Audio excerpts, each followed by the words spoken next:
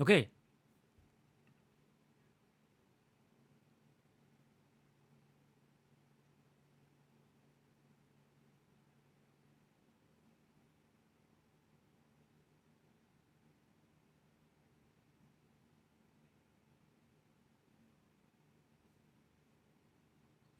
Okay, welcome to the stream. Could you tell me if you can hear me?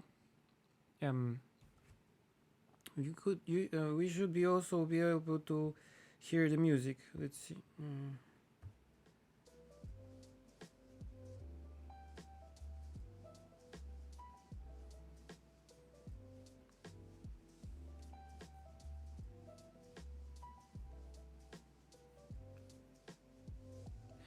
Okay, so I'm using a software for streaming that I haven't used before because the usual software that I use still doesn't work on the new version of macOS I'm using. So if something explodes, that's not my fault. And also, I'm in my new studio, so in our new apartment studio thing. Also, I wanted to test the internet we have here. So a stream is the best probably way to do that. If you want me to chat about something, I have the chat here so I can see you. And also, I would like to talk about this picture a bit because this is what we will be sketching today. So this is a picture that I did while we were evacuated from the how do you call it? Um,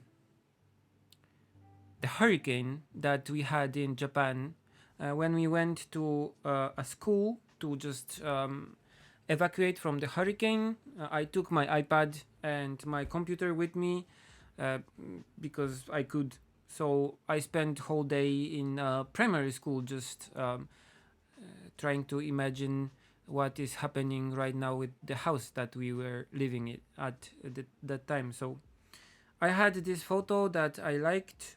This is a photo we took probably in Kanazawa, somewhere in a park, and I really liked this like Toro and everything. So I wanted to have something to test the new Procreate. So I have the Procreate beta. This is the new Procreate 5 beta thing. And yeah, I started with doing some brushes. We'll get to that later, but I wanted to test the new brushes functions. And here I have a sketch that I started with the photo I showed you. And today I want to chat with you and start doing some colors here on this one. Yay!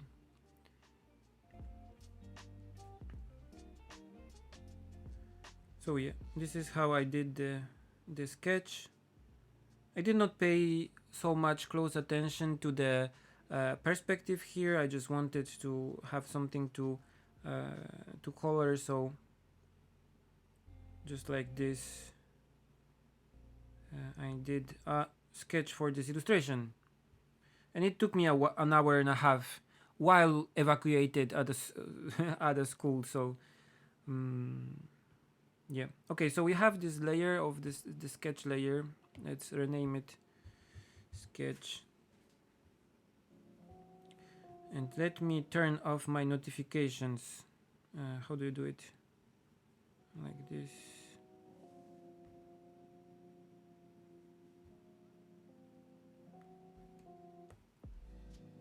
Okay, so we have this layer here. I will turn it to. Whoa, whoa! This menu changed completely. Okay, so multiply, and I'll duplicate it. Duplicate, and because I like to sketch and have the sketch layer in two places, so I can do stuff in between. So I will add layers here and we can start coloring stuff in and blocking stuff in. um, this is not going to be really like accurate, so I will not be so accurate with the colors and everything. So yeah. Okay. So here we are in our new Tokyo apartment.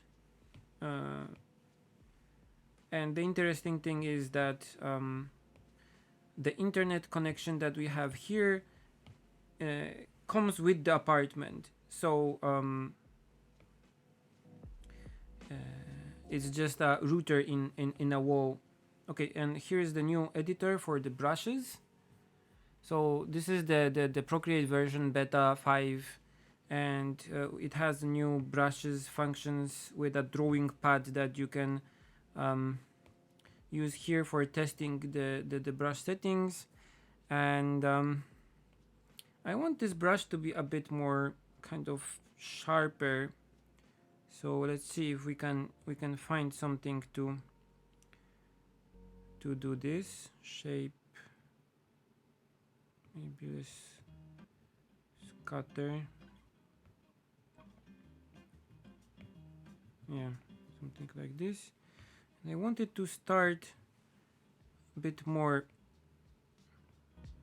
But it's okay. Come, done. I will be uploading the new version of brushes to my Gumroad as usual. I still am working on them, but I already have some. Witam serdecznie. But I already have some that I did that are for the new Procreate. I guess that when the new Procreate will be released, I'll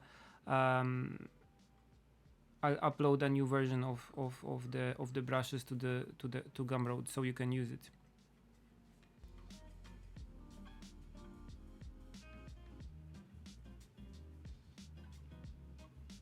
If something I don't have a preview of the stream on, so if something happens to the stream, please tell me on the chat. Like,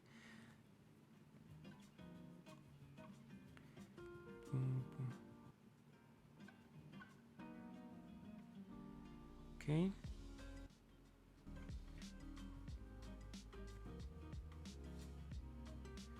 I have been doing a lot of pencil sketching of these kind of lanterns, like stone lanterns, so I feel a bit more confident about what I'm doing here with this one.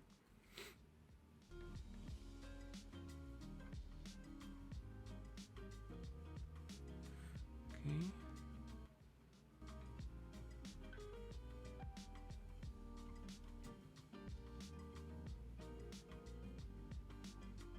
So yeah, the software that I usually use for streaming is the OBS Studio, like everyone. It's the free application for streaming, but because the Mac OS, the operating system was updated, and the newest version is the Mac OS Catalina, or how I think it's called.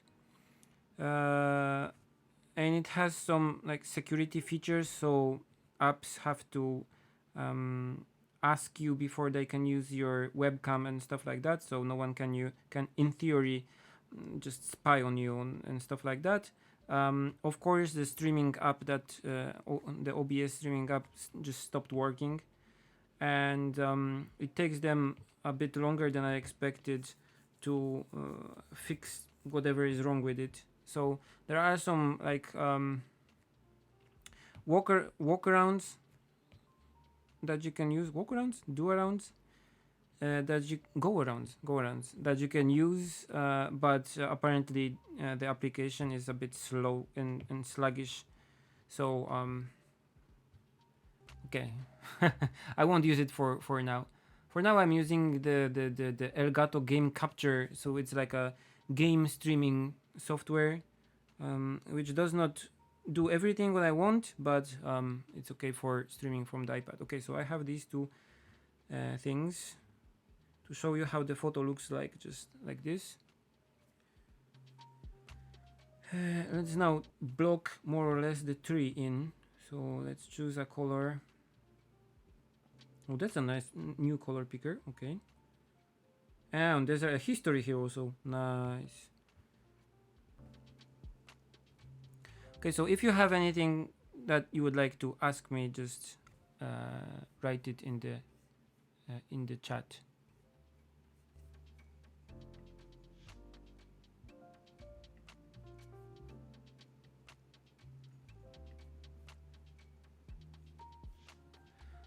Okay. Hello.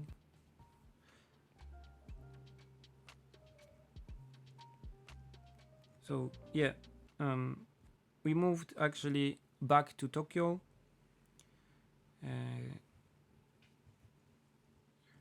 to enjoy the city a bit. It's also because Kana is actually making a small book about Tokyo, which is more about the old Tokyo, so the Edo period Tokyo, but there is more like materials and stuff that you can read and borrow and go see in Tokyo about Tokyo. So it's really useful to live here actually if you are making a book about Tokyo. Okay. So on this at this stage I'm just trying to kind of conquer and divide. So not conquer and divide and conquer. So I'm trying to split this picture into layers of objects that will be later easy to edit if I have them just drawn, and you can color them in.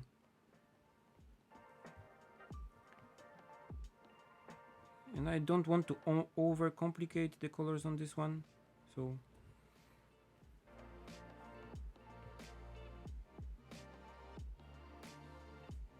okay. Any tips for landscape painting? I think this is a good tip actually. Do not overcomplicate. Try to divide the landscape that you want to paint into kind of layers of things. If you start dividing and decide what is your like background, what is your foreground, how many layers do you want to have in the middle, what is important actually and what is not important, what is your kind of primary layer that you want to focus on. It gets easier and easier with every this kind of decision that you have to take. You can like overcomplicate stuff and just paint everything in, and that's not a good approach. But like the question that I get a lot is like, how many layers did you use? If you start doing new layer for everything, you can go crazy. And when I was in the animation studio, because the file needed to be like easy to edit, we had like thousands of layers in more complicated files, and that was a death sentence for the computer that you were working on. And the files were like really big and sluggish. But I think you can paint stuff in good quality with like 30-50 layers maybe.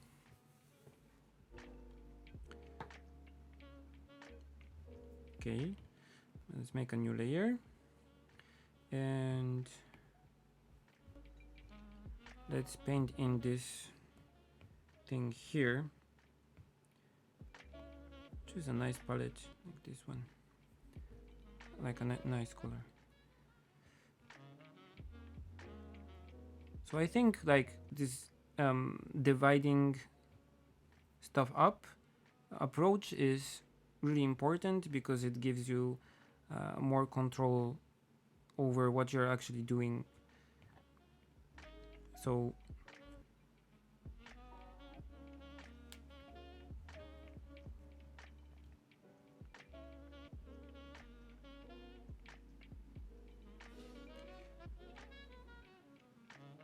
no, I don't have a background in architecture. Until the university in Poland, I studied electronic engineering. So like computer networks and how a television set works and stuff like that. So even not computers, just like electronics. Then when I went to the university in Poland, I studied a bit of computer science combined with like making art digitally a bit, because it was just like one part of the course I was taking. And then I went to Japan, and then I studied a bit comics and animation. So I didn't have any like major in architecture or anything like that. Okay.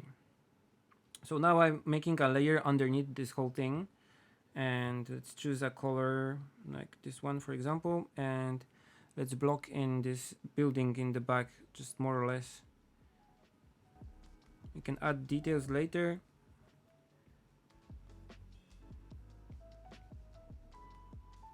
Okay.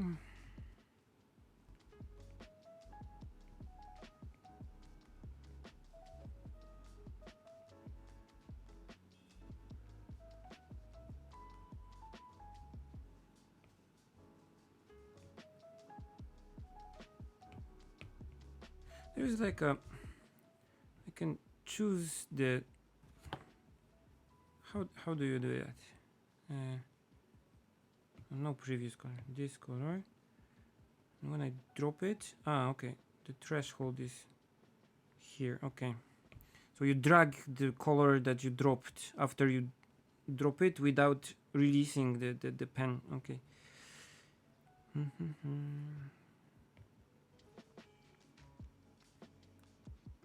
No problem. Do you have any plans for making animation shorts again? Yes and no. It's a problem of resources mostly.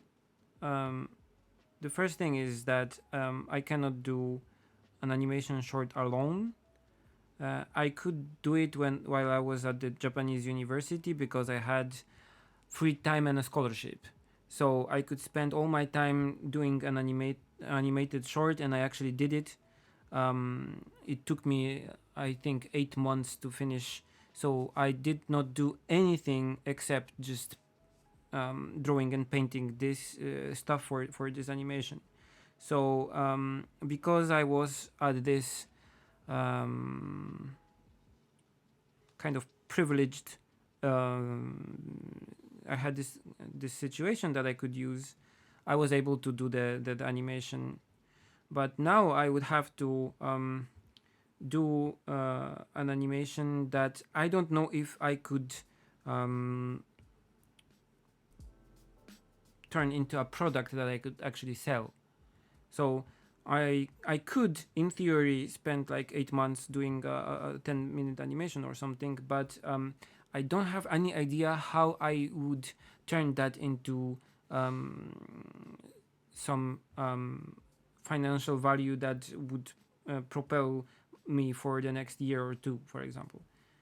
But I can spend the same 8 months doing, for example, a next book, which is more viable source of like income. It would be different if I had a chance like with the Carolina animation. So I have a sponsor that wants an animation, but with this approach I don't have my creative freedom, so I have to do what they want and cannot do like what I want. Not exactly. So yeah, for now I would like to do, but no.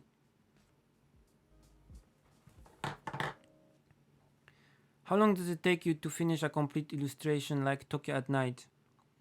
It differs from like because of the contents is different in some of the pictures. Some of them I could do like in 2 days probably. But some of them, the bigger ones, like took me 5-6 days of constant work. So if I count in the days that I was not working and resting, and the days that I needed like rest after finishing such a like monstrous illustration like the big ones, then probably it would be like 10 days or something like that for one. But sorry. But yeah, so it depends a lot on the contents.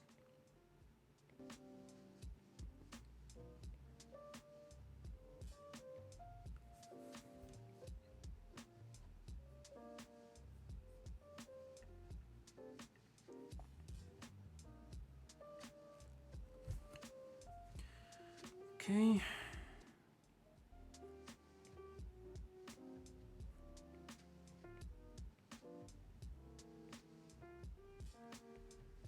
More or less like this, and there will be like a leaves layer here, so let's just draw this in for a second for now, and yeah, something like this. Okay, so now this is okay, and what next? Let's do the here the trunk. So we have the trunk. Okay, and let's do the ground. So a layer here at the bottom. Let's do the ground just quickly. Mark it here slash pin. Okay, so we have this in. There's the this is like a restaurant, so we have the refrigerator here.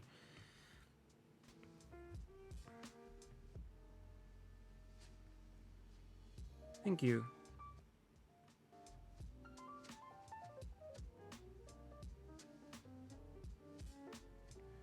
Okay, so we have this.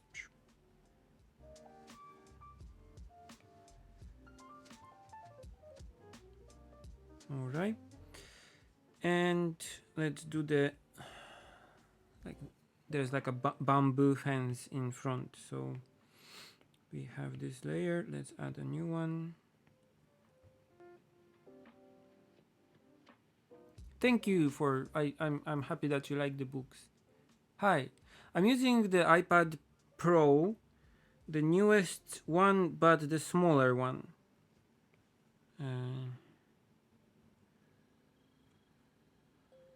And I actually like it a lot for digital painting and sketching, especially if I can use it like on my desk with my laptop when I can on the laptop display some things and have reference files and stuff on it, and use the iPad only for drawing and painting.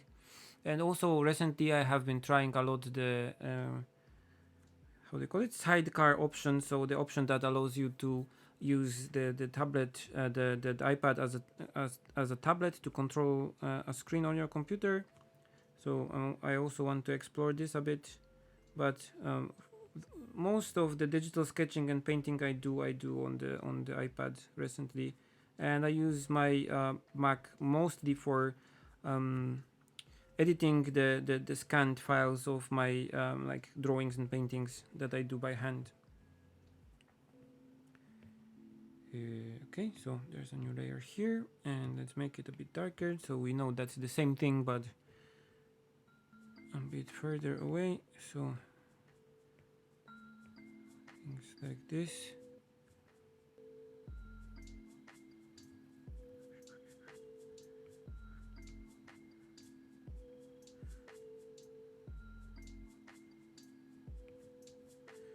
And let's erase it. Theoretically, I could just double tap the Apple Pencil to change the tool I'm using, so from eraser to brush, but I find it a bit bothersome, to be honest. I don't know. It kind of breaks my workflow, so I don't use it a lot.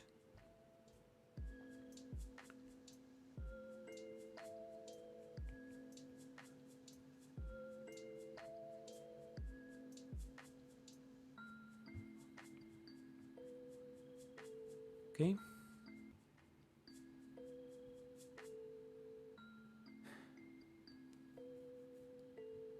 Yeah, let's draw together. Okay, so I have this thing here. And the next step, I guess, would be to put some like darken shadows in the building. Or I can put in the roofs. So, okay, let's make the building darker. So let's alpha lock this like this. You use two fingers to do it.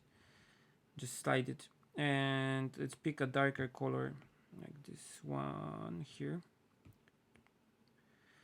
And I will add a layer on top of this, and I will use the clipping mask function to lock it to the layer below, and I'll add the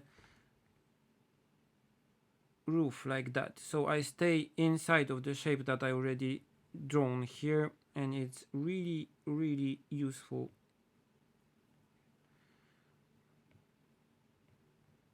One of the functionalities that I require from a painting app to have is the clipping mask tool, because it makes just painting objects so much easier and more manageable.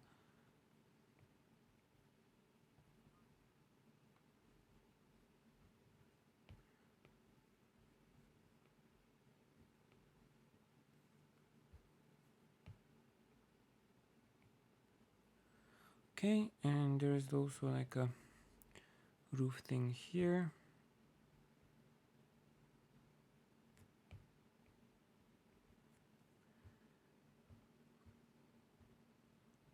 And a roof thing here. And also, the clipping mask also allows you to visually group things together, so they stay connected in your layers panel, in the layers panel, so they are easier to find and kind of easier to manage also. So that's great. And the same thing I'll do here, a new layer, clipping mask, and I'll color in the pipe that's here.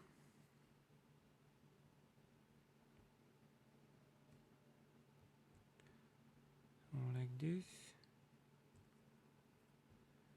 and it goes like here and here.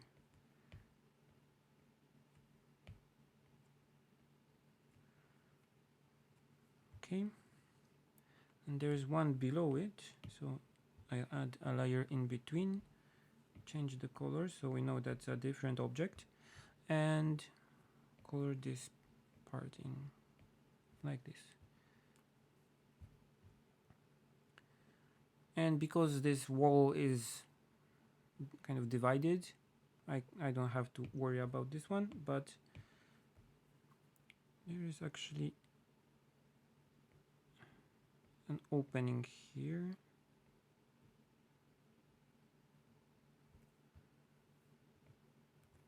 It goes like this, but there are things sticking out here.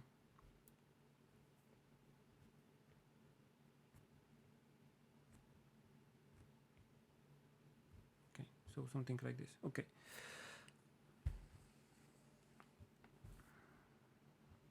All right, so let's do the building a bit more. I'll add a layer here. It's the brown color is okay, and I'll start adding the poles to this. So there's one here-ish, and there is one here.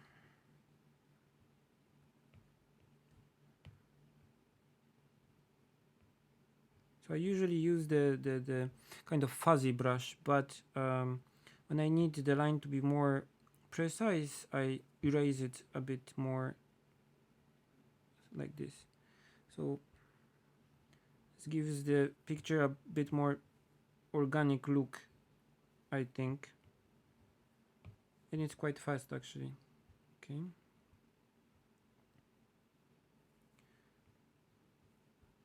Just have to be sure that I'm using the right layer. Okay.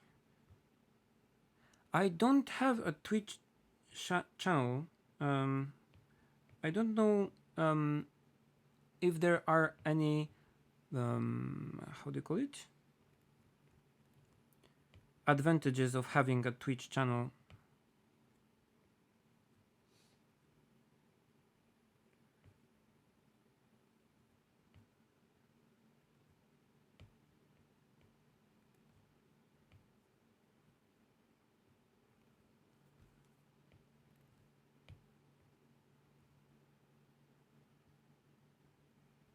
Except of course of having a Twitch channel, so you can say I have a Twitch channel and stream there also, but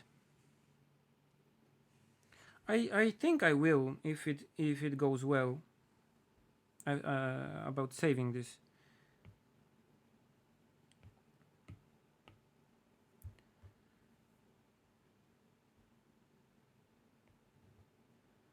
Okay, so we have this thing here, which is probably a refrigerator.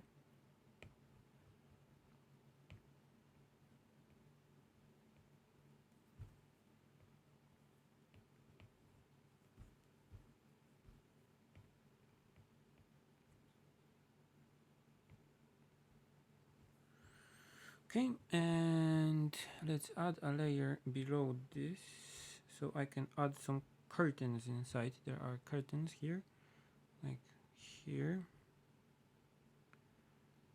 and here. And on the photo I cannot see it, but probably this bar here continues to the left. So let's add it here also, like this. And let's add a new layer, make it kind of bluish. There is something inside here, like, and we have a door here, and this has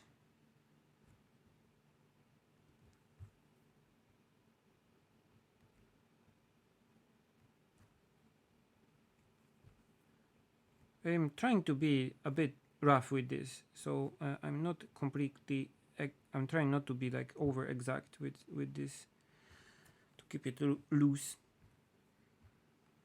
Let's see how it goes, because usually, even though I'm trying to keep things loose, they get complicated. But yeah, we can try.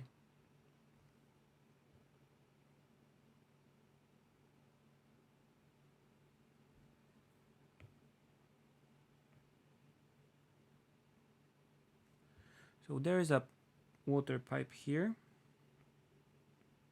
drainage thing, pipe.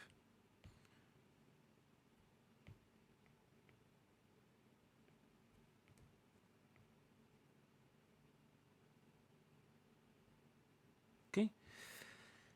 And there is like a red thing here. Okay, I'll show you the picture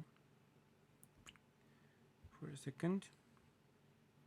So now we are painting this part here.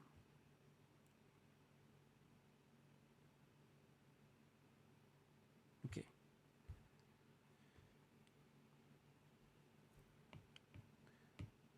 So let's add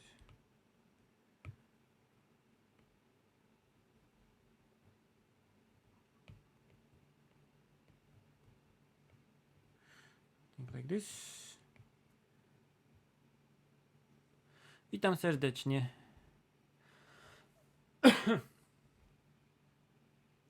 Answering your question, no, I did not work on the how they call it, Tenkinoko, so weathering with you, because I was busy doing my own book at that time.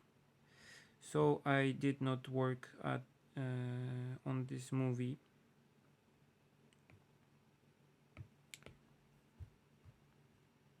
But I did the poster for it. So the poster that has both of the main characters on a roof, just like sitting and standing. I did the background for that, so I guess I'll do it like this. So here's the darker part.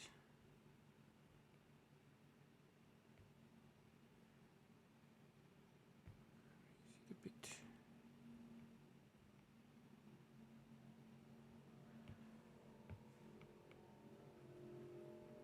Okay, and there's the same thing here above. So there's like a lip. Okay.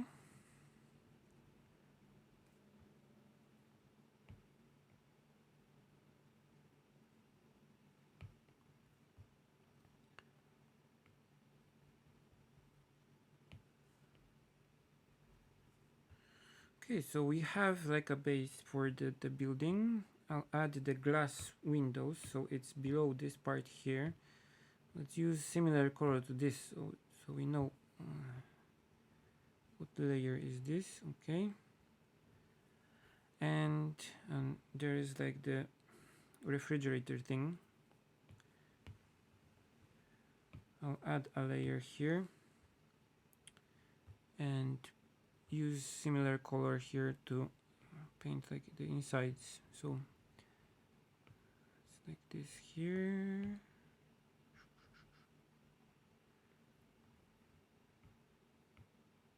Okay, more or less. And I want to cut a bit the edges of this because I wanted them to be more clean. Okay.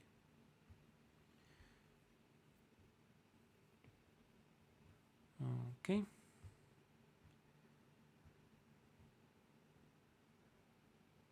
All right. Let's add a bit the back leaves, so the back trees layer. So I'll put it below the building, so here and above ground. And let's use some soft brush like this one, for example, to just roughly sketch it, maybe smaller.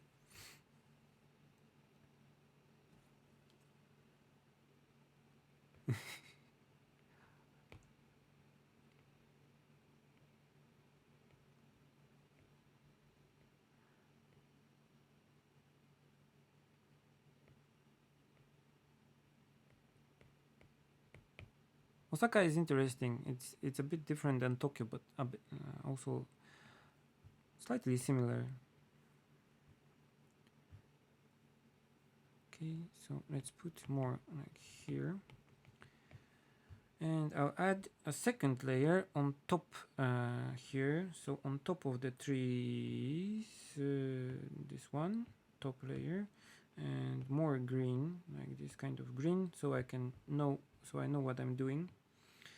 And do I have a brush that would be good for this? Let's see what they have here. Exclusive, it says. Whoa, this is weird. Let's use it. So we have some leaves here. And here, I'm just sketching in the main parts that I'll then use to assess where I have to add details and stuff so it works better. And I'll make this branch here visible so I don't paint over it. Like here, and it goes over this tree a bit so we can create a bit of depth. Like overlapping stuff is good for creating like depth and perspective. So there is something going on in the picture. And let's make a layer here also, so I can paint in leaves also here, a bit more lighter maybe. Yes, it's under this. This is why I like keeping layers neat and tidy, because it allows this smoothness of progress. Is this layer? Yeah.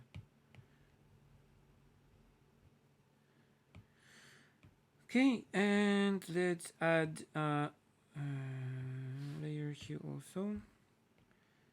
Let's make it more kind of bluish green.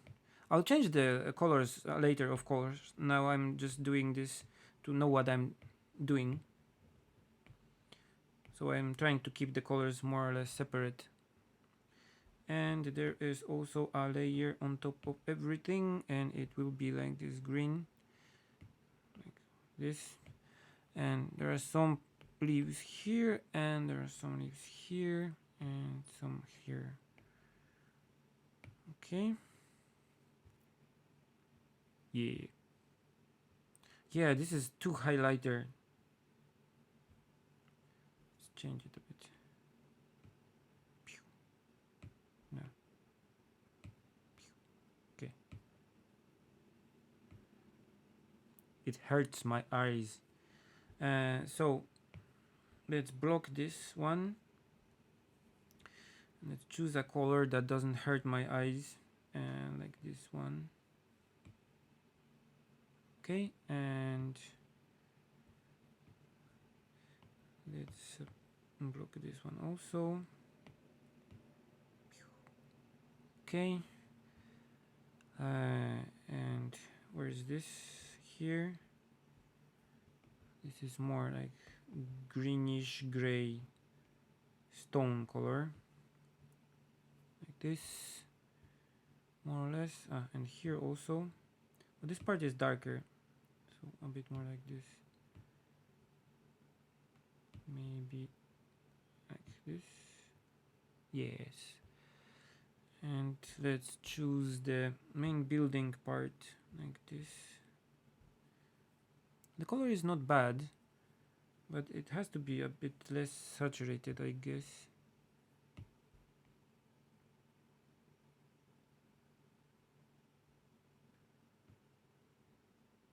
Yeah. Okay. And the green branch on the left. This one. Let's make it the same color as this part here. Okay, and the fence on the right, it's this layer.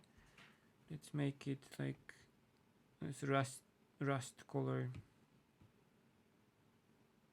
Yeah, something like that. Okay, the ground, let's choose the ground, and let's make it this grayish gray. Too dark. No. Yeah, something like that. And let's use the same color for this part here. The same color I said. Okay, for now it's okay. And now this part, and like something like this.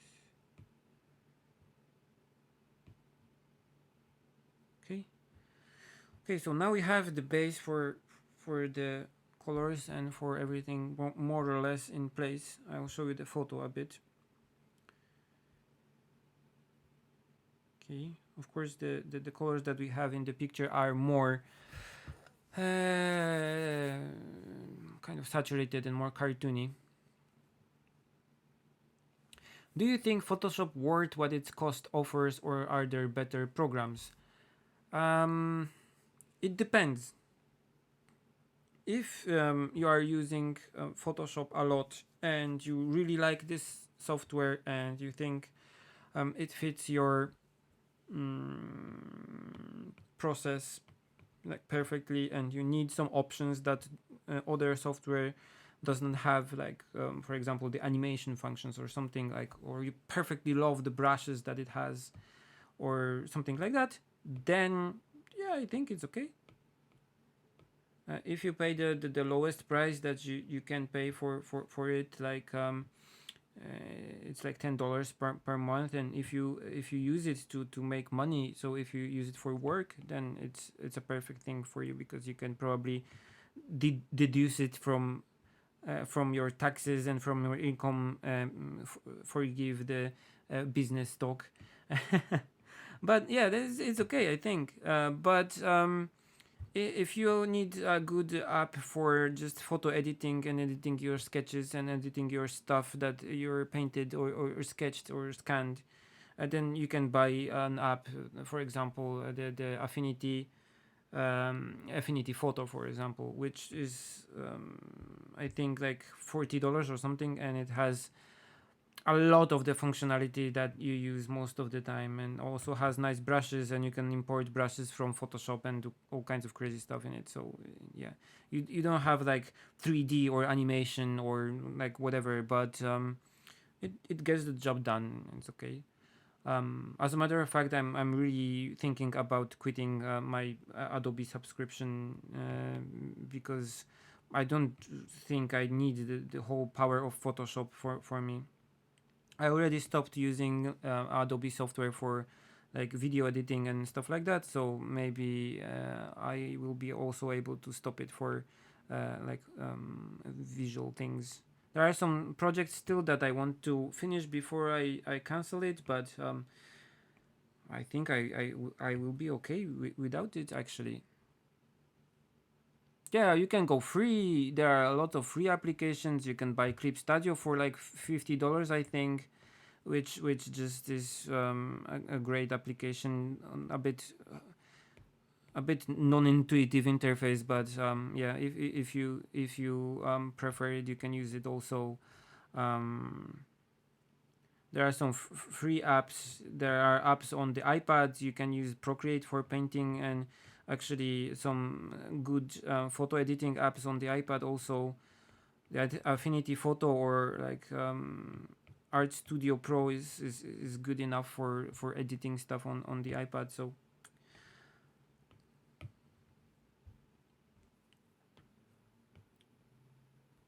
I started to make some new brushes using the new interface that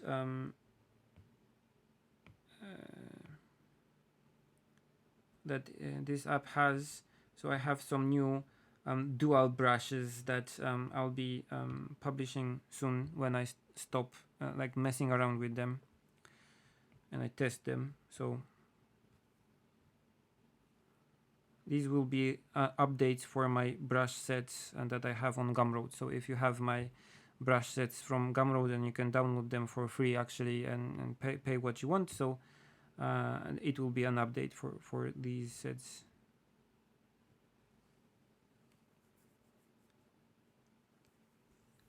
Yeah, like Medibang.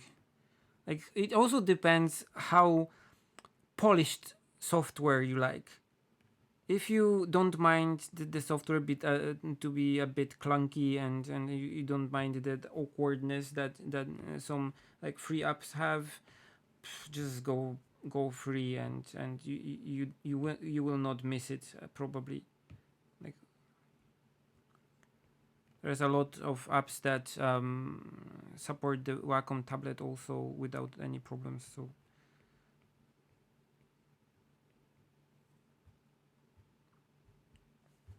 I don't think you need the Photoshop.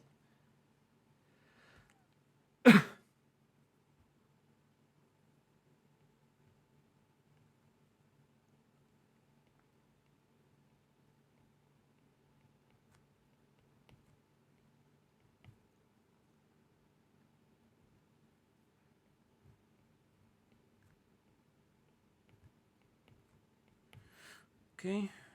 So I tried to add some texture. I'm still messing around with the brushes. Um, but yeah.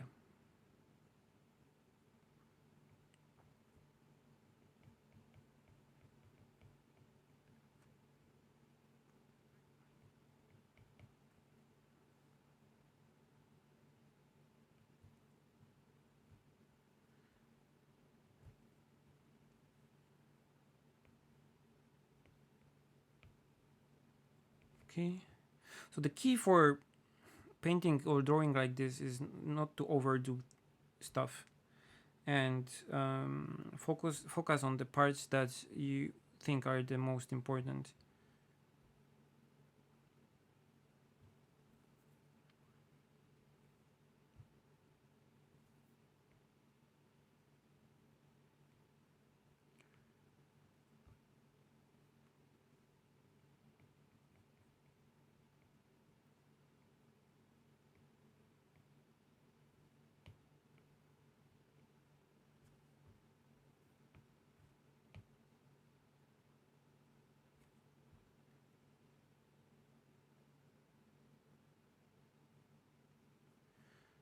Yeah, Photoshop sucks for animation.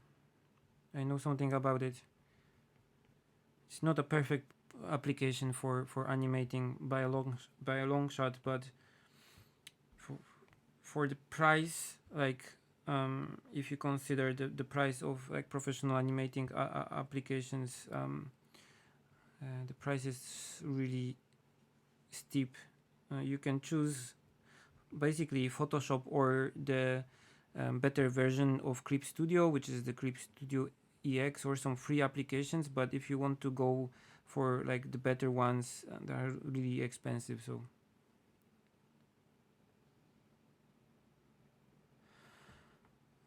Clip Studio is a bit in the whole Pixiv illustration kind of and self-published manga circles really popular software.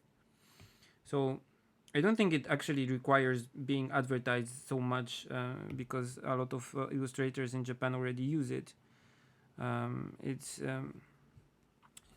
we who need to be introduced to it. I don't really think it's a nice application because the interface is really hard to understand, especially on the iPad. The version is horrible because it's just a copy of the desktop version. It's so hard to understand and so hard to operate. Then I would not recommend it. Maybe if there are some functionality in there, if there is some functionality in it that you absolutely require, like I don't know, the animation functions or like comic stuff like that, you can do like multiple pages in one document or something like that, just or tones or screen tones or whatever. So things that are like essential for the thing that you want to do, then yeah, maybe go for it. But for your general kind of drawing and painting, there are a lot more user-friendly apps out there that I would recommend. But yeah, it seems that the Clip Studio is kind of popular in these Pixiv illustration circles.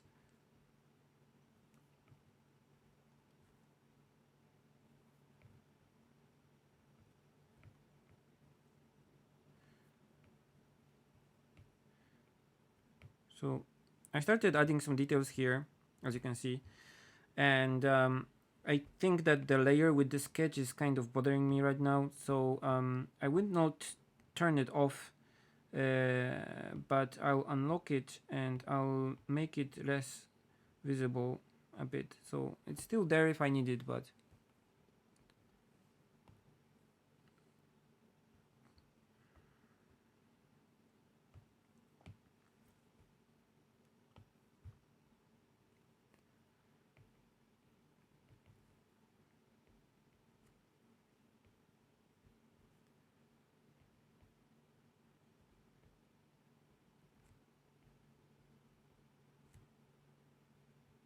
so I wanted this effect of peeling paint here.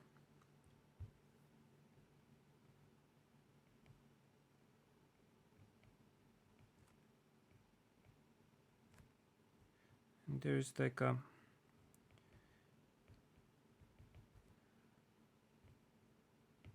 thing here.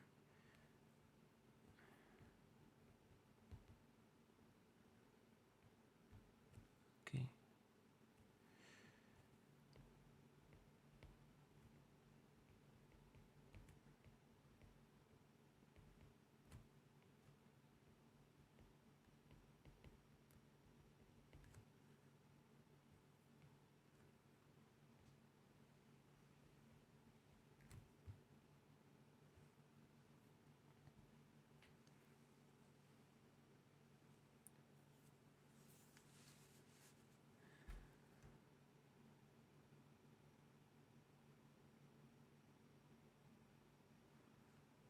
This scene, this is just like based on a photo that I took in a park in Kanazawa somewhere.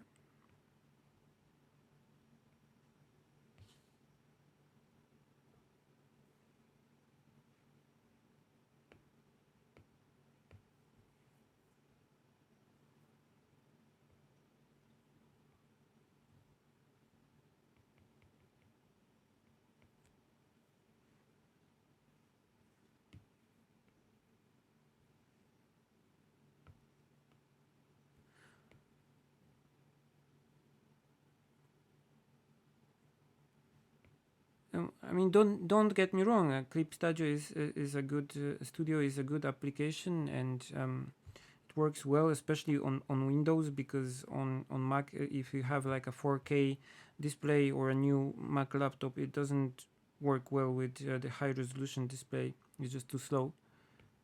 But it's a good application, and especially with the animation functions, it's one of the only apps actually that you can use to make good quality application animations in so it's not so expensive app. I mean, you have to buy the more expensive version, of course, so that like I think $300 or something. But even though it's a lot cheaper than the professional like animation apps that you'd have to buy to make similar things, and it's easier to do animation in it than in Photoshop. So it has a lot of uses. It's really useful for comics, especially if you want to draw in the black and white manga style, and it has a lot of support and a lot of people use it. So yeah, it's a good app, but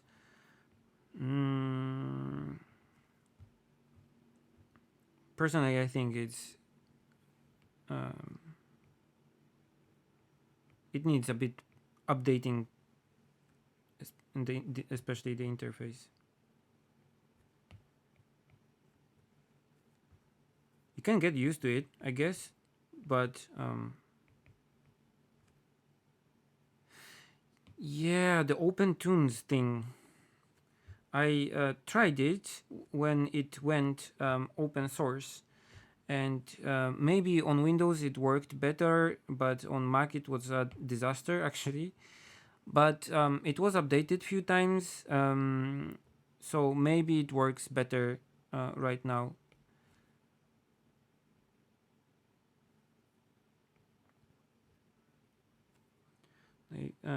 I also tried to kind of look at what company actually makes this stuff.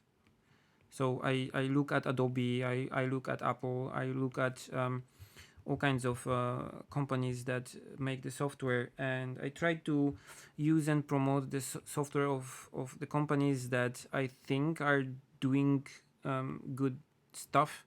So I like Procreate. I think it's a really good app, and I like their approach, how they develop it, how they allow like artists to beta test it, so we can discover bugs and stuff even before it goes live. And I had access to the beta versions from I think version 3 or something, and they actually listen and fix stuff really quickly.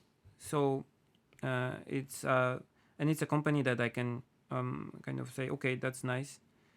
But there are some companies and there are some things that, for example, the Creep Studio makers did that made me angry. And it's not actually about the app, but it's about the company that makes it. So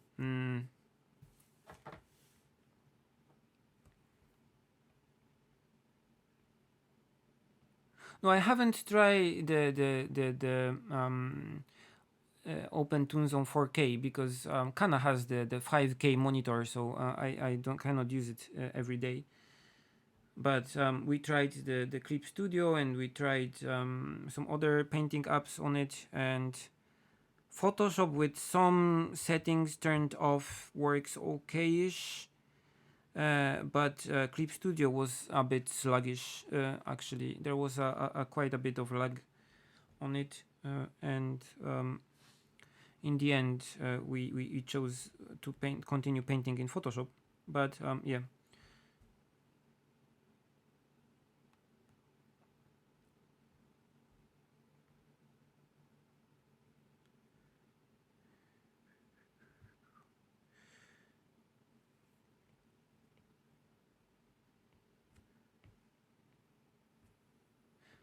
Yeah, Blender is also really pushing the animation functions right now, especially the 2D animation is interesting for me. And after finishing the Hokkaido illustrations that I'm working on right now, I really would like to get into the grease pencil animation functions in Blender and see what I can do with it. I cannot say that I like how the lines look so much. I guess you can make them a bit more pleasant by some rendering options, but yeah, I'm afraid that it will look like something drawn in Flash or something, but I saw really nice works done with it, so maybe I'll be also able to get something good from it.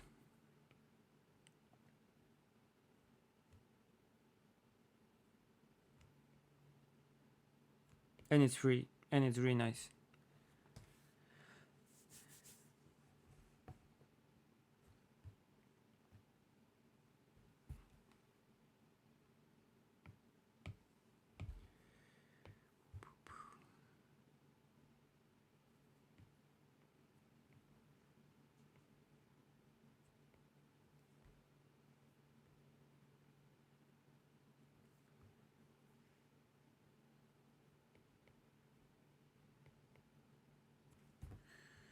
Okay, so we are starting to get some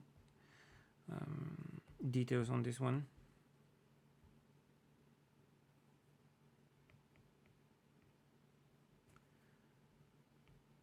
And here I want to fix this digital brushiness, so I'm adding some touches to fix the shape of things,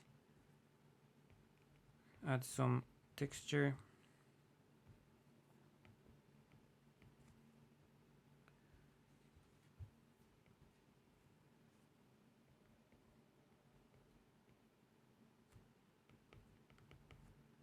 Okay,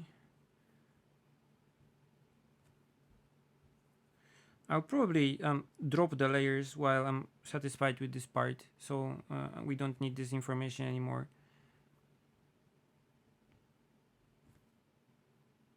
So I'm not so much bothered to be precisely perfect with what I paint on which layer at this point.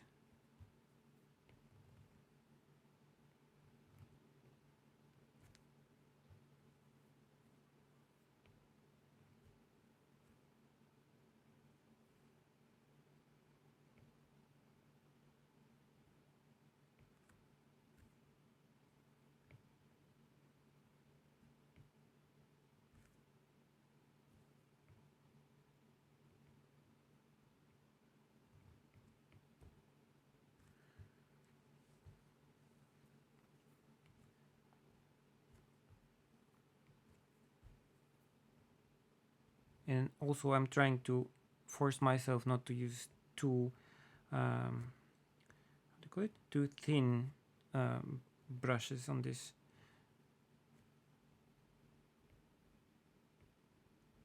So I don't get bogged down into adding too many details.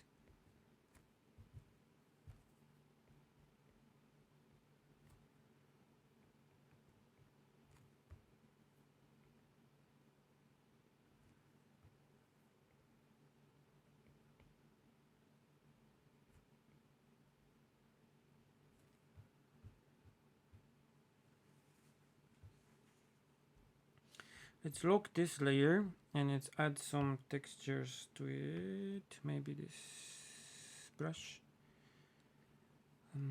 First I want to make it more less saturated. And more reddish actually here. The paint is weathered a bit, so I can add darker color here, but a lighter color here on the outside. Let's try to use a bit more soft brush, like this one for example, and make this transition more fluid like this. And I want to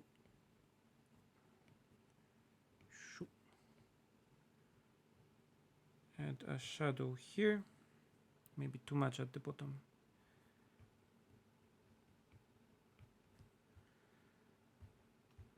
And we will also add shadow to the wall, so below it.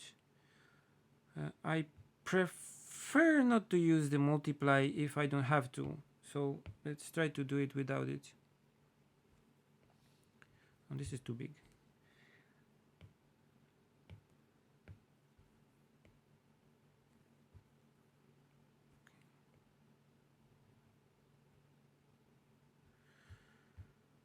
Can I blur it? Can I blur it? I can actually. A bit. Nah, it doesn't look good.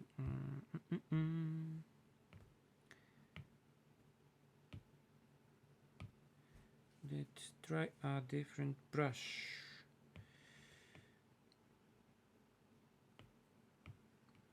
Just like the standard one. Yeah, this is good.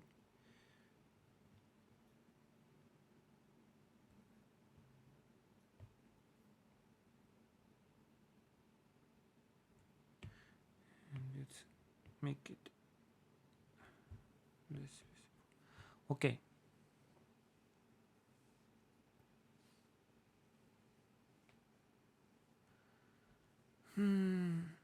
Working in an animation studio was a interesting experience, I guess, in the broad sense. It's interesting because you have to learn fast and match your style with other animators, other artists that do the art together. So there is a person that's called background director, and his task is to make sure that everyone's style is matched and the whole animation is more or less consistent in style. So the things, even though they are drawn by different different artists, match together. So it's interesting because you get the stuff that you do gets fixed by this person. So you upload a picture and you're like, yes, I did it, I painted it perfectly, it matches the style, and it's like awesome. And then you see it like a week later when it's fixed and used somewhere in the cut, somewhere in the animation, and we're like, no, but he erased all the clouds that I worked on so hard, and he fixed this and he copied this here, and it looks completely different. So it's a bit of a shock for someone that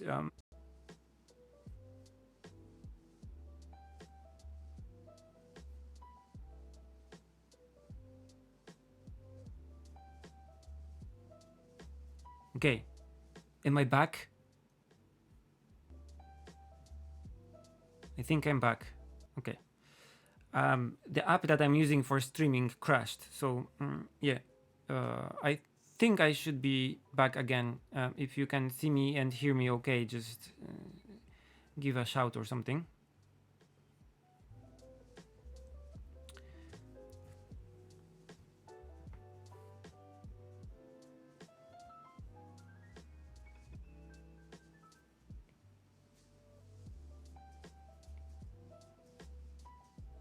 Good. Yay.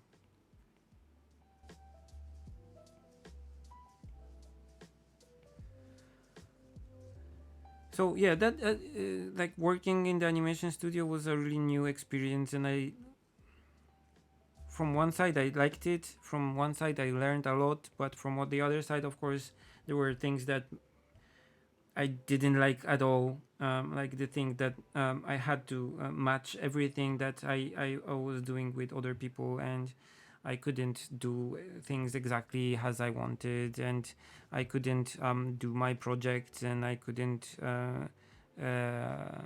realize my kind of vision of what an animation would be perfect right now. So things like that. And there are people that don't mind this and just work and are perfectly happy with doing the work. But for me, I wanted a bit more creative freedom. So when I got a chance to do my first book, I quit the animation studio. But I don't actually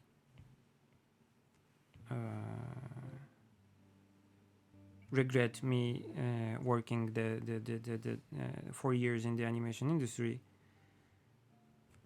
I guess there are places that are a lot worse, but then again, I think that in every industry there are good companies and bad companies. So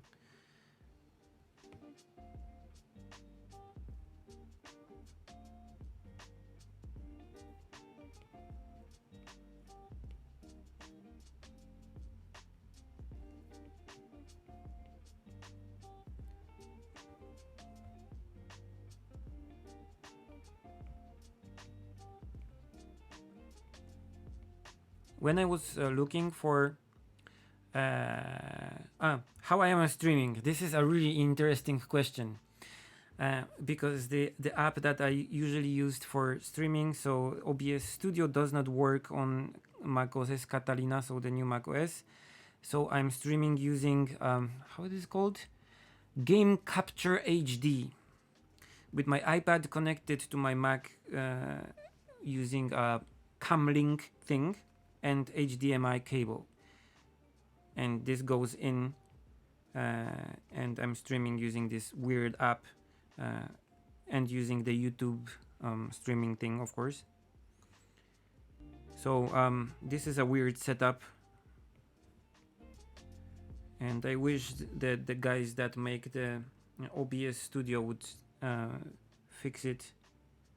But yeah, I know that it's not an easy problem, probably because of the Apple updates being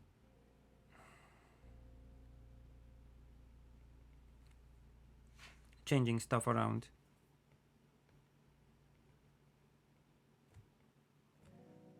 And the Camlink thing, so it's called an Elgato Camlink. It's a nice thing because it allows you to connect any HDMI device as a webcam.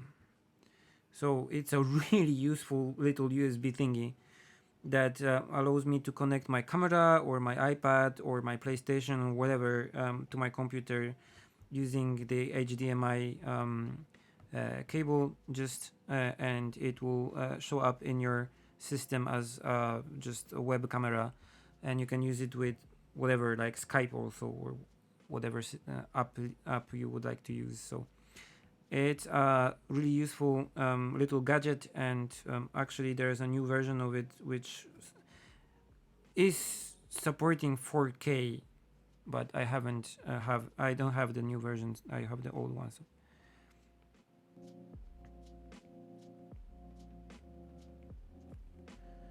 I was streaming using just the like AirDrop thing, air something.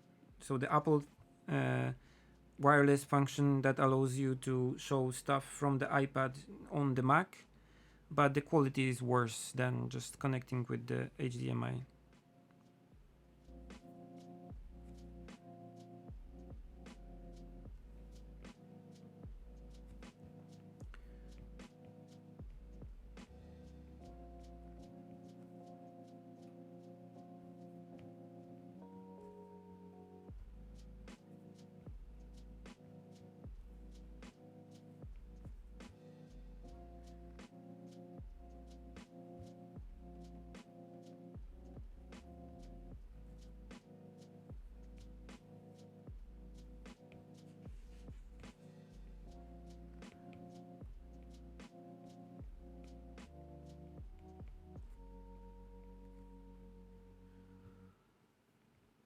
Okay.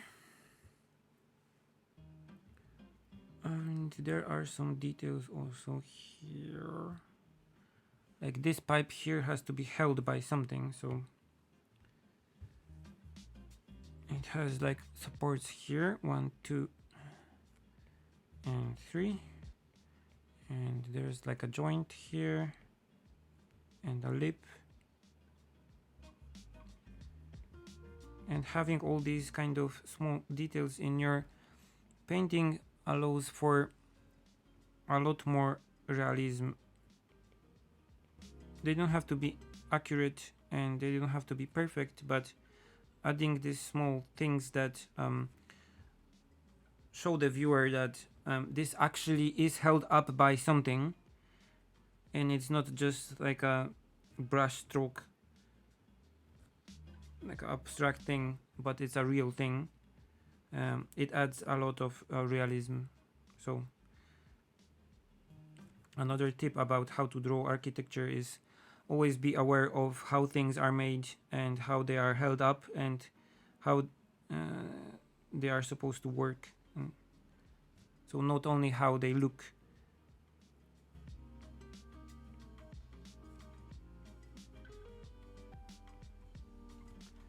It's the difference between having letters on a sign that actually say something and letters on a sign that just look like squiggly wigglies.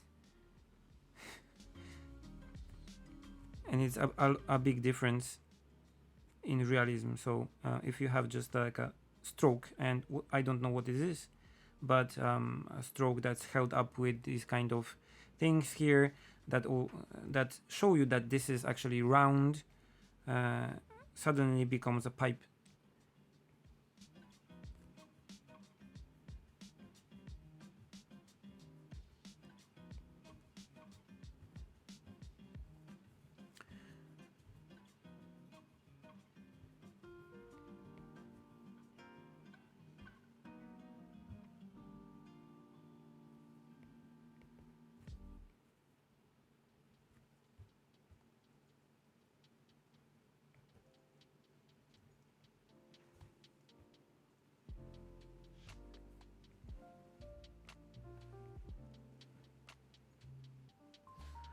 Okay, and let's add a bit of a shadow on the bottom of this.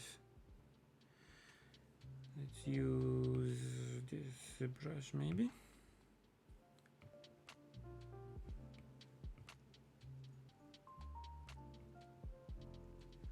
Okay, and there's a like a board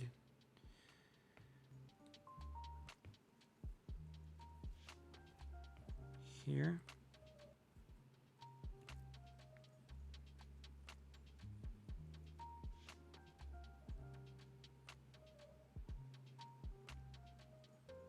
I'm glad you like it.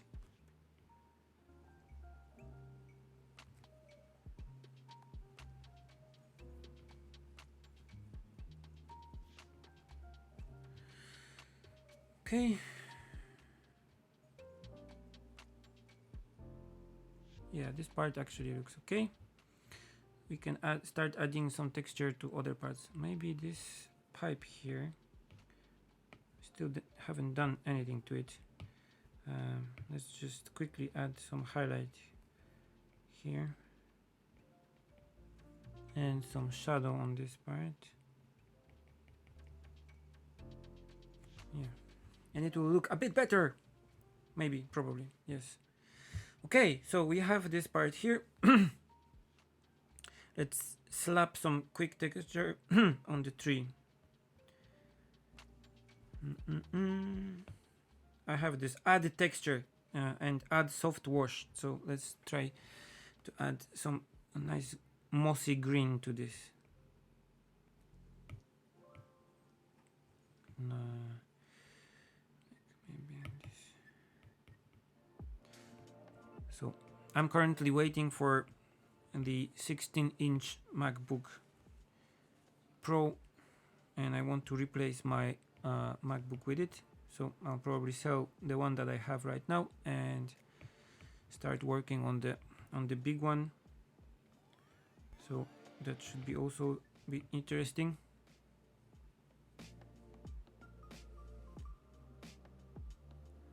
I don't get contacted so much actually.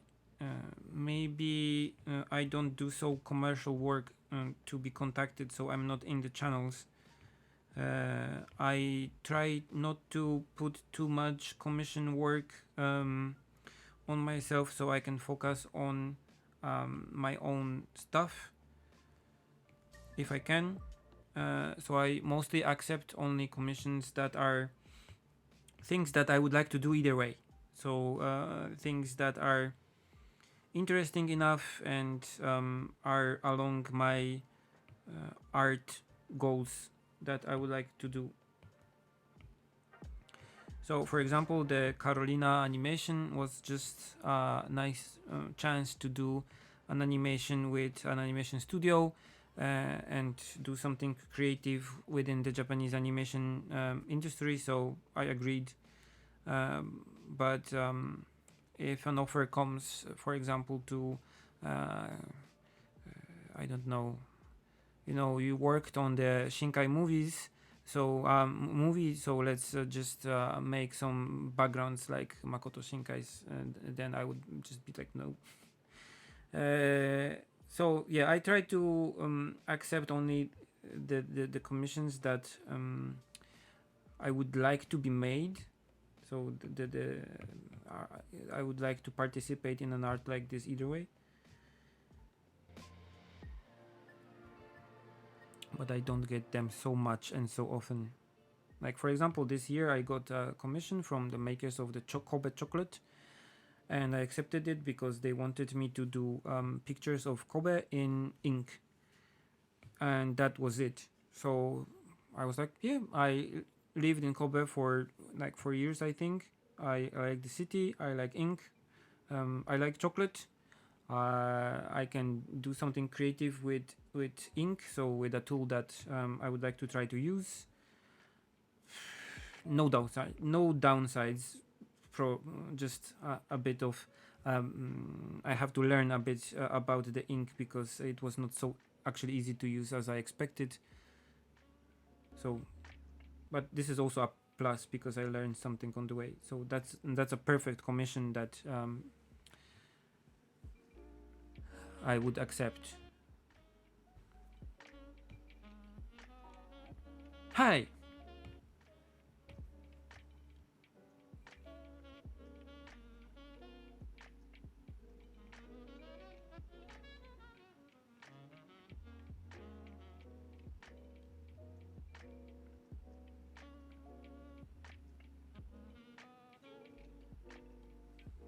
I have still some filmed, so I'll be probably uploading more of this. I have a quite a backlog of videos, actually, because of the moving and all kinds of things that I have to do first. But yeah, I still have some materials from Kobe. Actually, Kana went with me for the location hunt, so she was able to make some videos while we were just walking around Kobe and looking for interesting sites. So this is also something I can use in those videos. I really enjoy like using stuff that Kana films. So I'm quite still excited about doing more of the videos about Kobe because that was a really nice commission also, and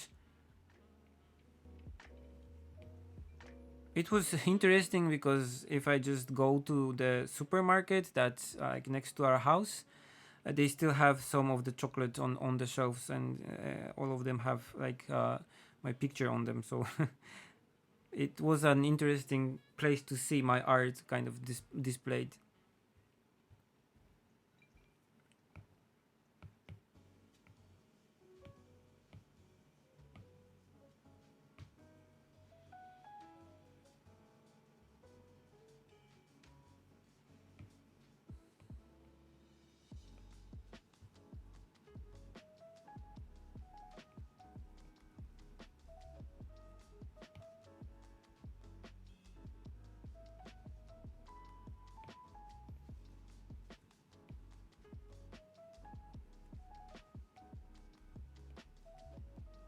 So here I'm adding some wall details to the wall.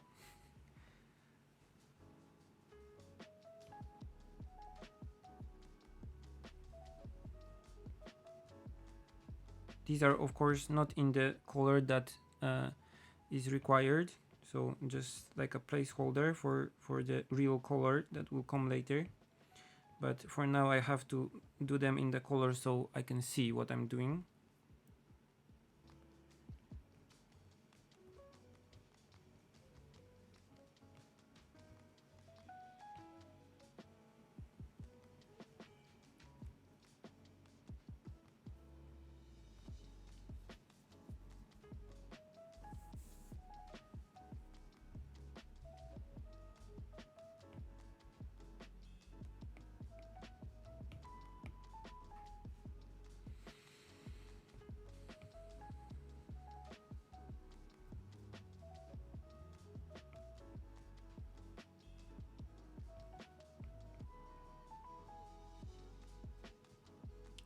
Okay, and let's add one more layer here.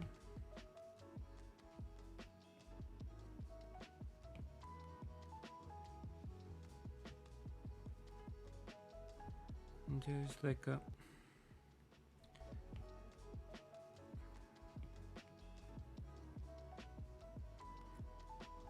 to make it square, because there is one more layer here with this kind of shadow, because this part is a bit deeper.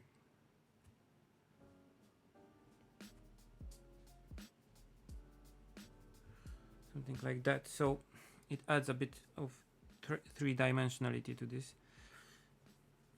And because this part here is combined with the lantern, I will use the same layers for the lantern also. So let's take a bit darker color, and let's see.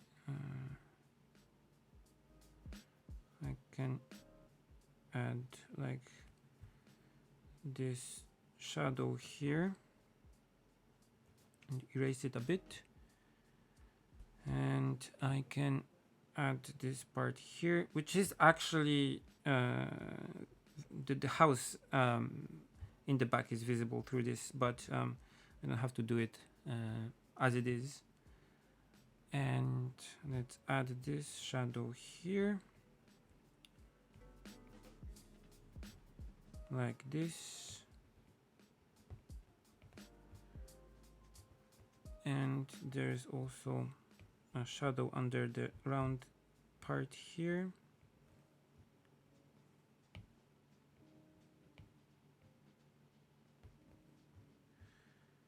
Okay, so this already is starting to look a bit more 3D.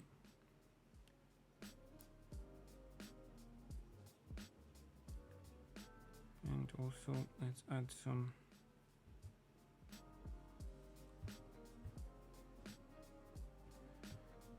shadow here,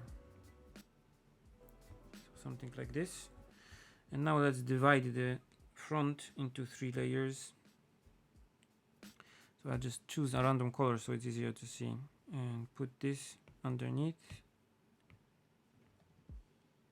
Okay, let's do it on a new layer.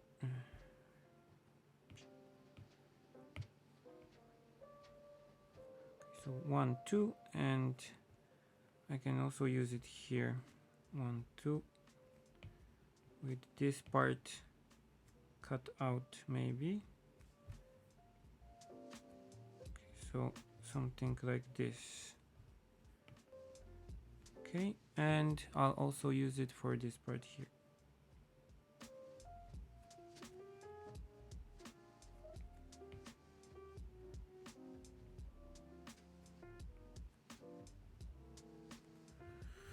Okay, so we are now dividing this part into this shape into parts that will be easier to color. So let's add a layer. I added a layer, yes. And let's add these parts here and erase what's not needed, like this probably.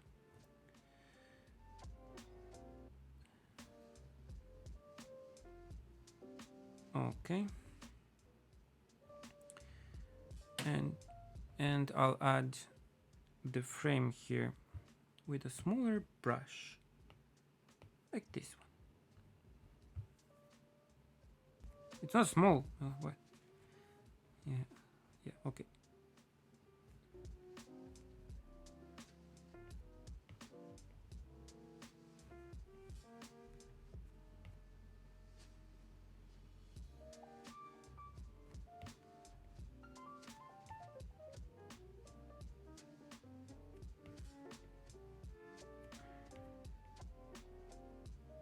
Okay, like this. And maybe on this layer.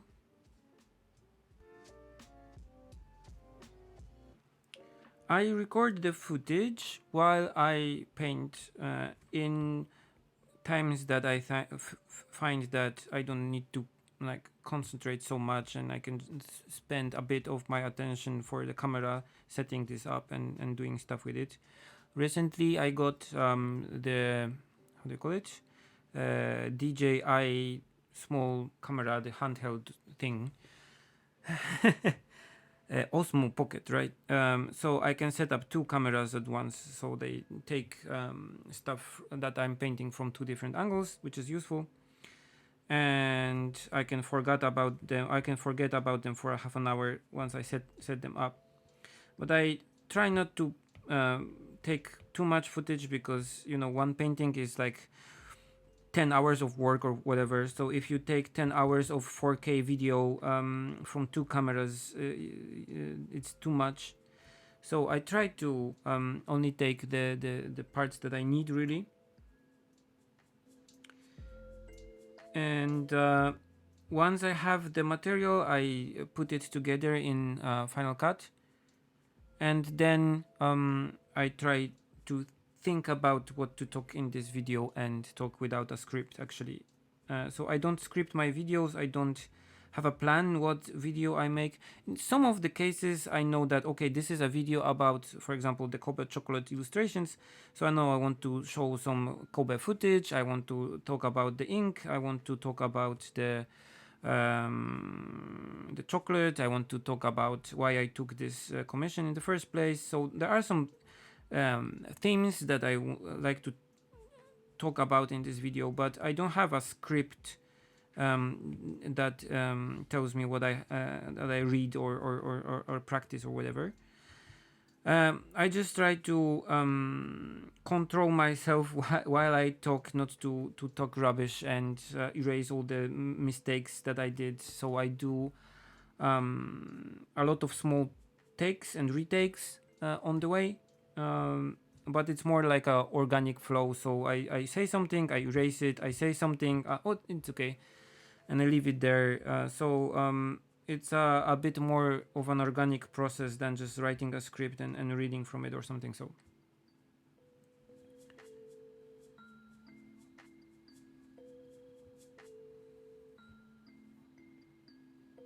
yeah, but the Procreate beta is a lot better than it was the closed one.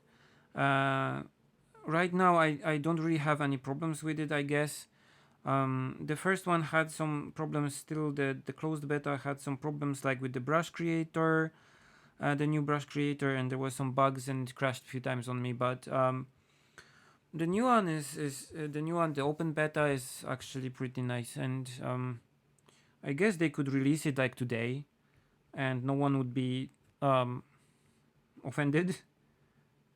But there are some really new features, like the animation feature and stuff like that, that has to be like perfectly tested a lot, I guess, because the animation feature works with layers. So each layer that you have is a new animation frame, but you also can have folders.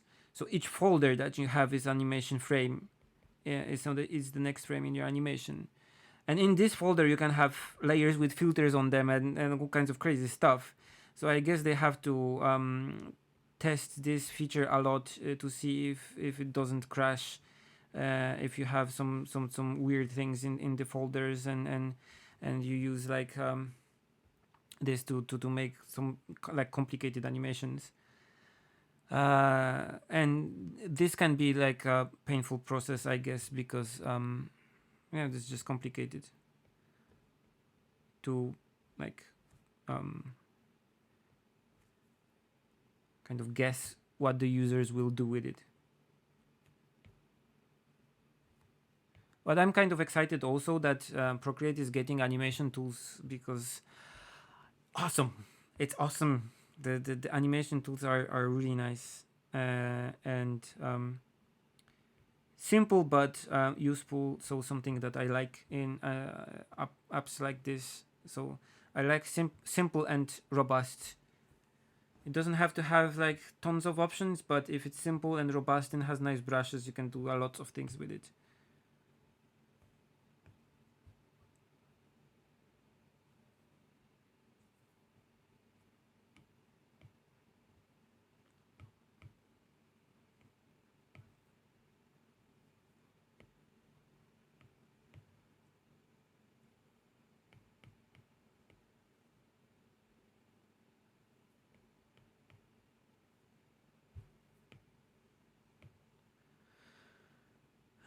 Okay. And let's block this orange part.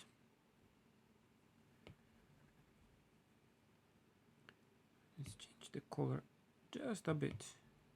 It's like this. And let's make this part a bit darker. And now let's lock this part.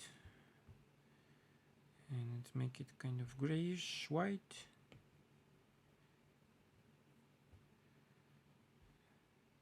And let's look this.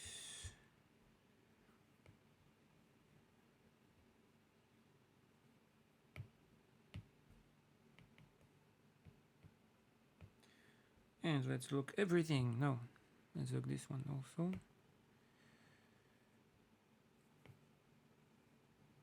Okay. Okay, so this is starting to look better. Not good, but better.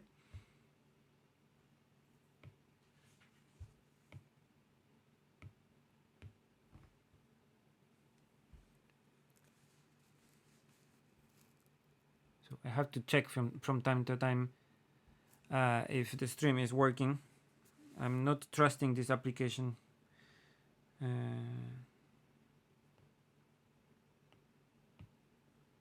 Okay, so let's start adding some like weathering and details and texture to this. I guess I added a lot already, but first the shadow is too deep, so we have to add some light back here.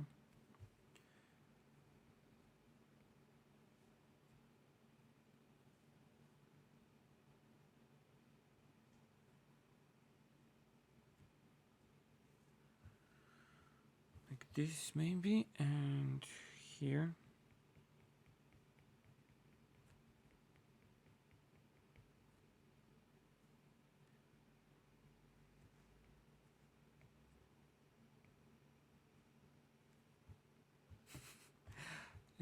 Yep, still working. Yep.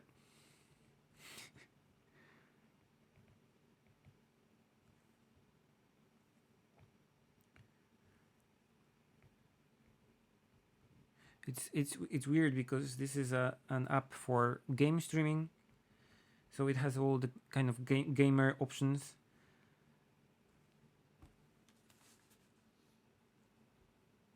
And you should hear music, but okay.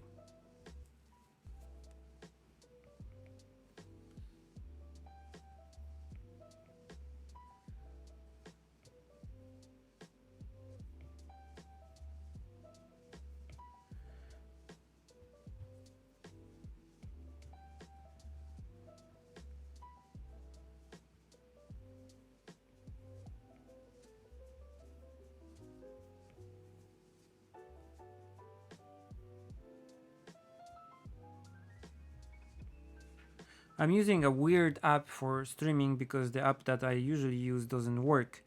And this is like a game streaming app called Game Capture or something like that. And I'm not trusting it because it crashed already during this stream once. So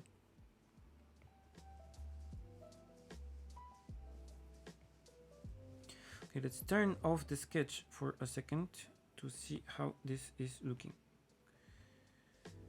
It's okay. Let's add a bit of shadow on the ground. Ground, yes. Maybe this brush.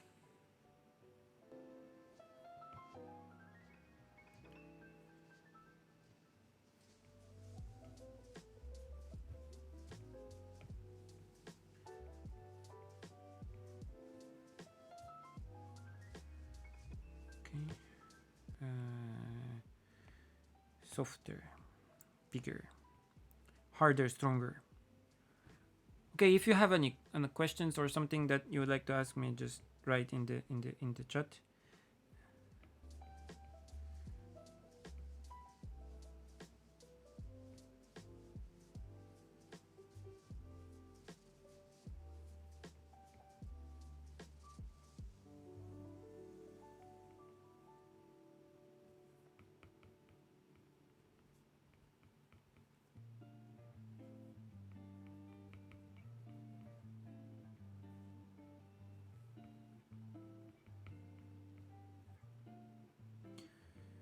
Let's try to use some of the new brushes that I made here. This one? I think it's this one. New, it's called, so I guess it's a new one.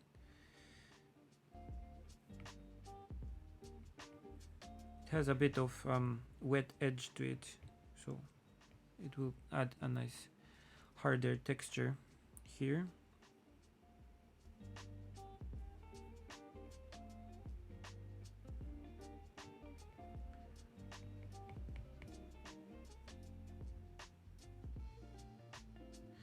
Yeah, the OBS Studio is not working on Mac right now because it's because of the new Mac update, and it lost compatibility, and I'm still working, waiting for a new version of OBS.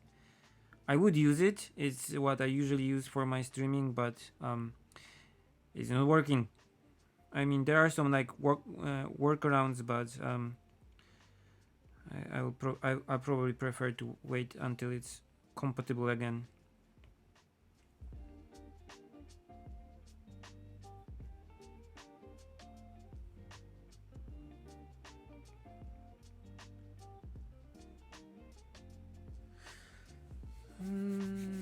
I don't decide the color palette per se. Like I don't have like a color palette that I usually use, but I try to be consistent with the colors. So once I decide, okay, more or less this painting will be like more or less this, I'm trying to reuse the same colors all the time. So I will pick a color from here, for example, and I use it on here, and with this I can stay more or less consistent. I also will use like past pictures that I did, or pictures that I like, as color palettes to just pick colors from, and this can be anything like a photo or whatever. But yeah, I don't have like a palette. I don't decide a palette. It's more kind of an organic process. When I start painting, I'm just okay. This is a nice color. I'll use it. And but sometimes I am more conscious about it, and I try to be more kind of precise with what I'm doing, because I want this atmosphere or that atmosphere or this kind of feeling.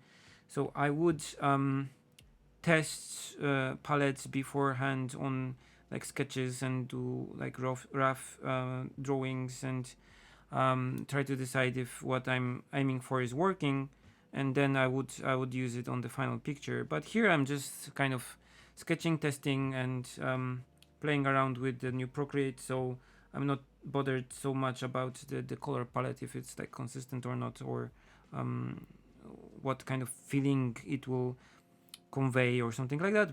So I'm just making it up as I go kind of approach.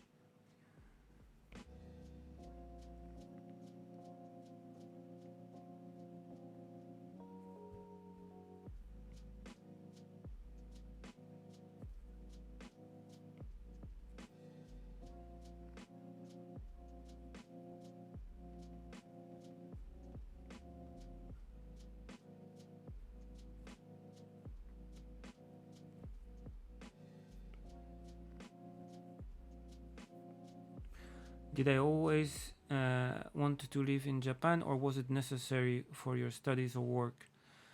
Um, it, I guess the second option.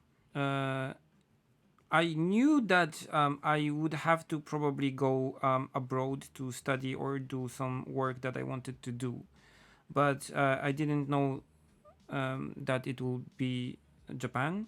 I, I, I thought that I might go abroad to do like to learn and study, but in Poland there was no options to do what I wanted. There are some people that are able to support themselves doing like comics and illustrations and art, but a lot of them are working from Poland, but selling their work outside and trying to be active on social media and stuff. So um, yeah, I kind of knew that most of my work will have to be done like outside of Poland. And when I had the chance to go for the scholarship to Japan to study animation and comics, I just was like, okay, that is something that I expected. I didn't expect to go so far, but from home. But yeah, this is something that I thought might happen. I thought might happen. So I was not so surprised, but yeah, it was a bit unexpected. Okay, I think I'll drop some of the layers because it's starting to get kind of bothersome. But first, let me get the texture on this part too.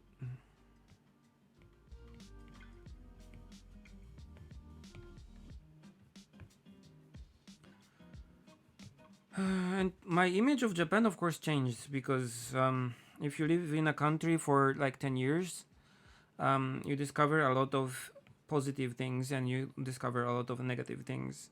So there are a lot of things about the culture and about like places that I love in Japan that I discovered, and people that I know that I like and stuff like that. But also there are some things about, for example, politics, for politics, Japanese politics that I came to know about a bit more, and politic decisions that make me angry, for example, and things about uh, some like development decisions and things that are done in Japan that I don't like. But I guess this comes with just living in a country for a long time and learning about how things work more.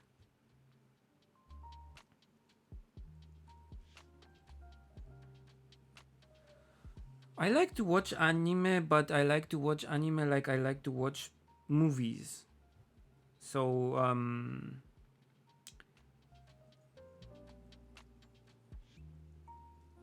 it's like if you asked me if I like to read books, I like to read some books. I don't like to read all books. So there are books that I like and there are books that I don't like, of course. And I think that anime is just like a medium that is like any other. So I like some comics, but I don't like other comics and stuff. So I guess I like to watch anime, but I treat it more like a uh,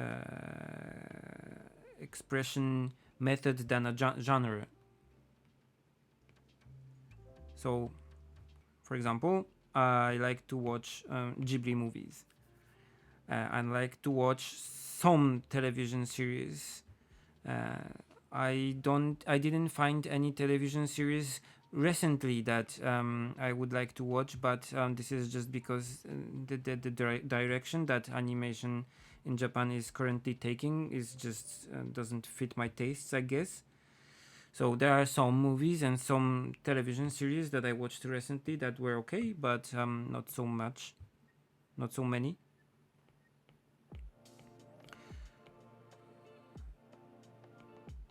For example, we liked with Kana the Land of the Lustrous, which is like a 3D animation, but it was really nice. It was really interesting. But for the last, I don't know, how many seasons. Um, we didn't actually watch so much animation, like a Japanese animation.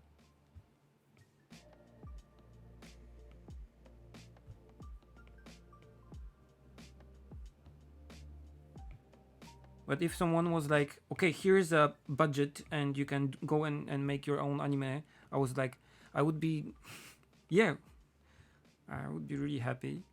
And I would try to do something that is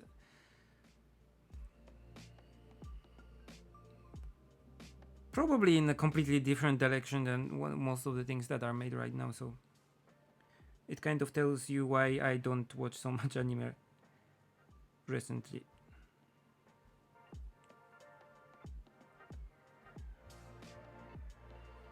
And it's not a silly question.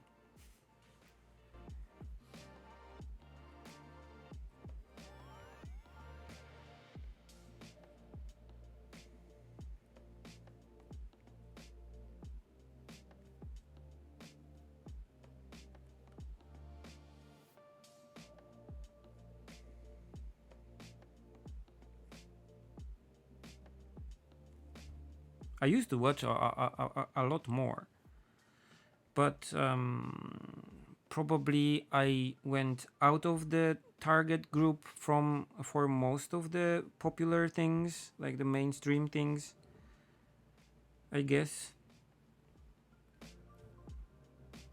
But yeah,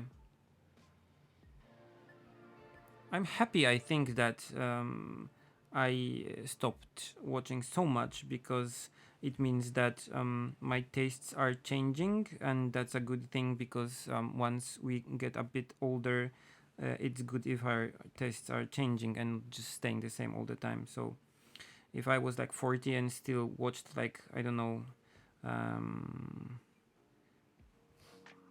Magic Girls anime or something, that would um, mean that there's something wrong with the Magic Girls anime or with me or both.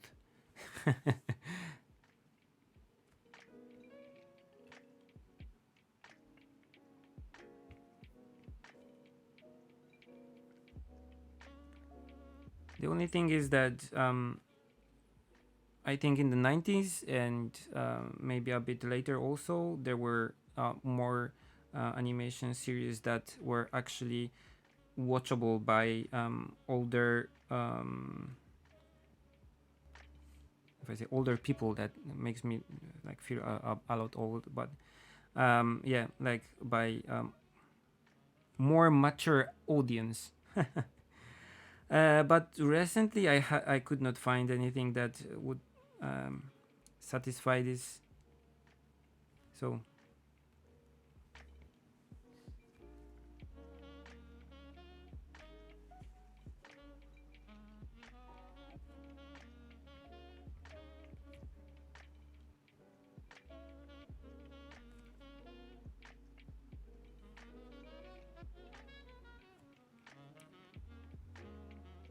this feeling that you get when you start watching a new animation series, like television series, and you kind of know what will happen.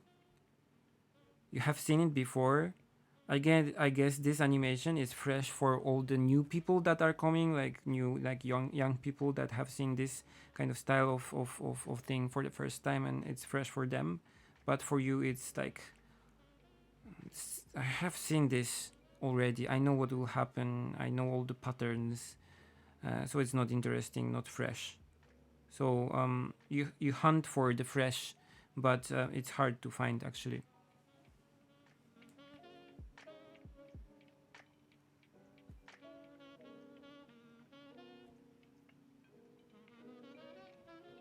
Yeah, and the quality is getting worse. That's for sure.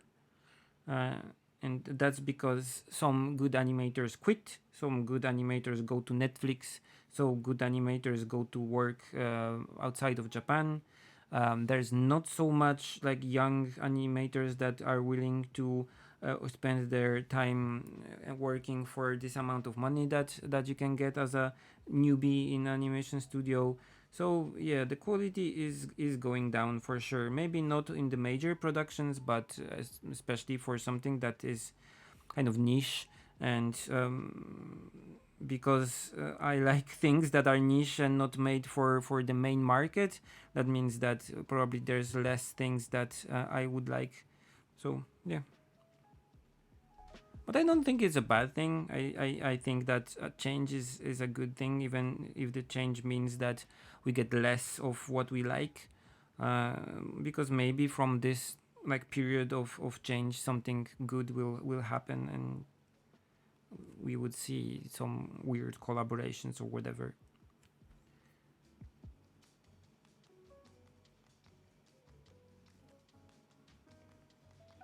I hope.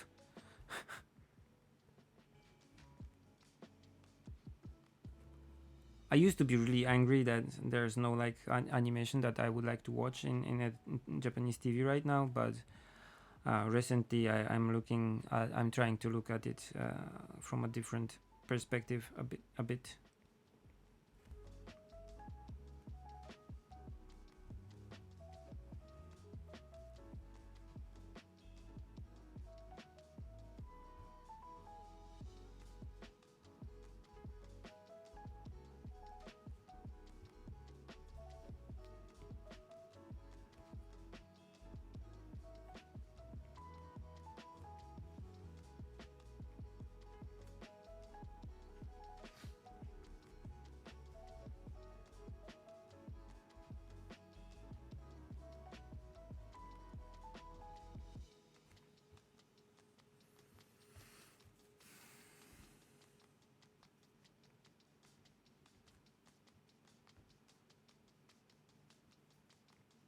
Okay, so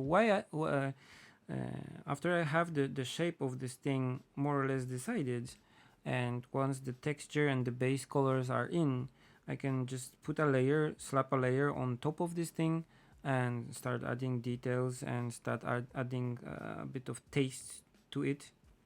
So touches like here and like on edges and some highlights and some small details that make it more kind of believable. And this is a method I really like because it allows me to focus more on the whole shape before I start adding details, and not to kill this thing with too much details. And it also allows me to have a base of colors that I can start from. So when I feel comfortable with the colors here, and I'm like, okay, this is a nice color scheme, I can start adding details. Uh,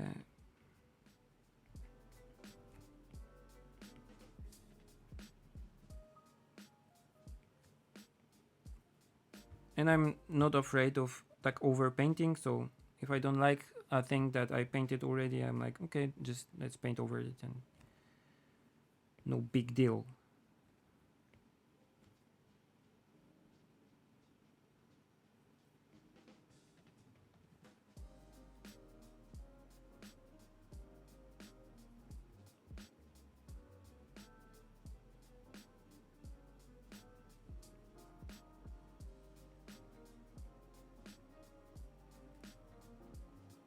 And actually, with Kana, we talked with I talk with Kana a lot about the animation industry, because she's also like an anime fan, even though she did not work in animation industry so much.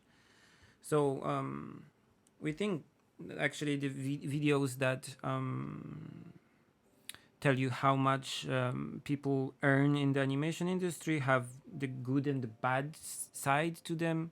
The good side is, of course, that some companies will be ostracized, so they are afraid of it, and they will pay for the animators a bit probably, and try more harder to make the work more bearable. But there is also this kind of minus side to those videos and news, uh, that the people who go to the animation industry and want to be animators, they know that they will face hardships. Even though they know they will face hardships, they go there, and they try to do their best in this field. So when someone like this sees like comments like, okay, no, only stupid people go to Japanese animation or whatever, uh, it can be a bit a downer also. So I guess I don't know if I like to have these kind of articles that show you the problems of the industry or not. It's a difficult line actually.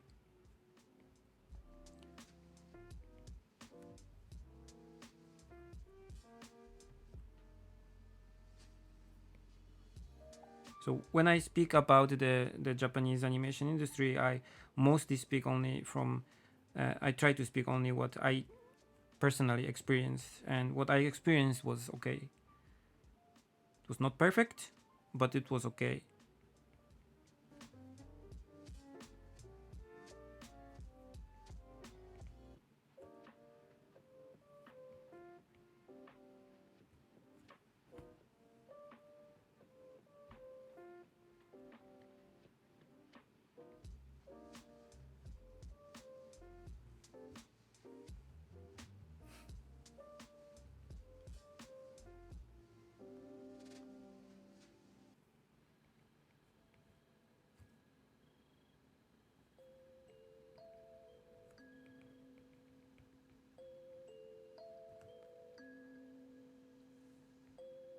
We were actually thinking with Kana about making a podcast, discussing all kinds of art things. The problem is that we would have to do it in Japanese, so I guess less people would enjoy it. But yeah, I'm using the smaller iPad. I don't know if it's 12.9. I think it's the smaller one, 10 point something.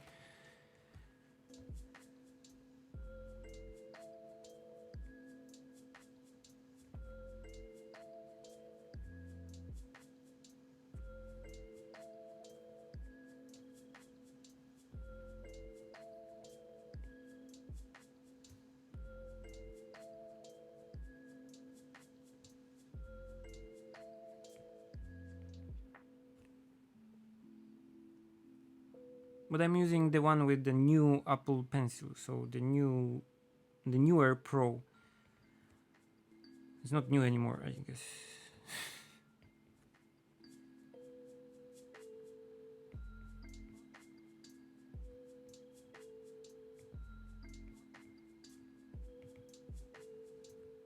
Okay, any happy questions?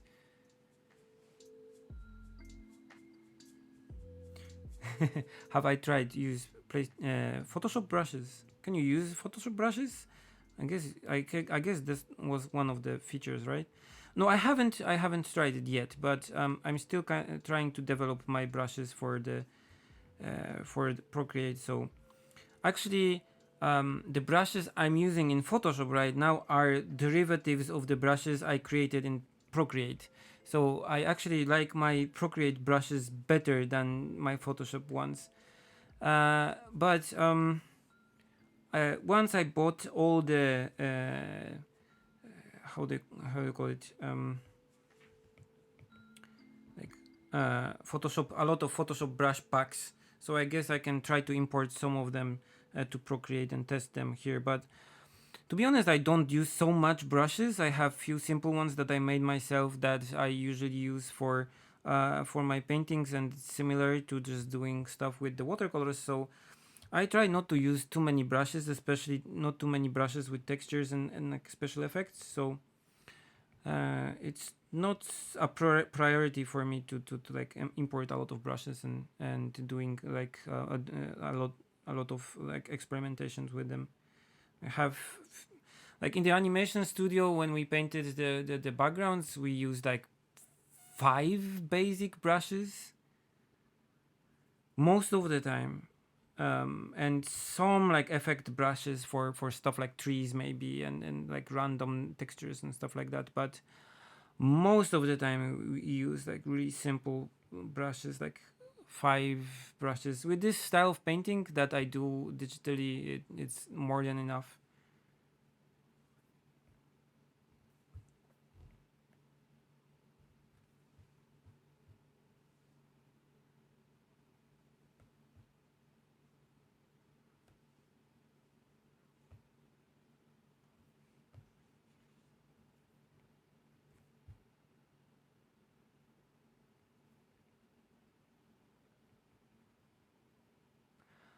Am I happy? I'm mostly happy. Yes, I like my new studio.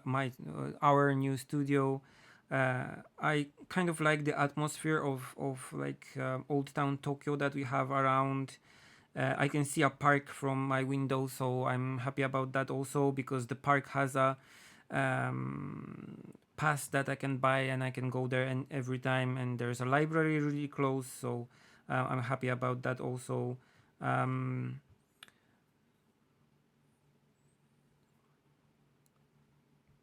I managed for the last half of year. I managed to clear out one of my health problems that I had, so that's also a good thing. And I'm happy that I'm almost finished with my Hokkaido book, so that's also a good thing. And I'm actually excited about some plans that I have for next year, which will not be a big project this time. So I will be doing a video about it, but I want to take things more slowly and learn some new things next year. So this is also something I'm excited and happy about, that I can have this space thanks to you actually, that allows me to do my own things in my own pace. I will be selling some original paintings next year. I already sold some, but I want to sell some original paintings next year also, so I'm excited about this. I will be opening a new web store, so I'm also excited about this. Yeah, but mostly I'm happy also. Uh,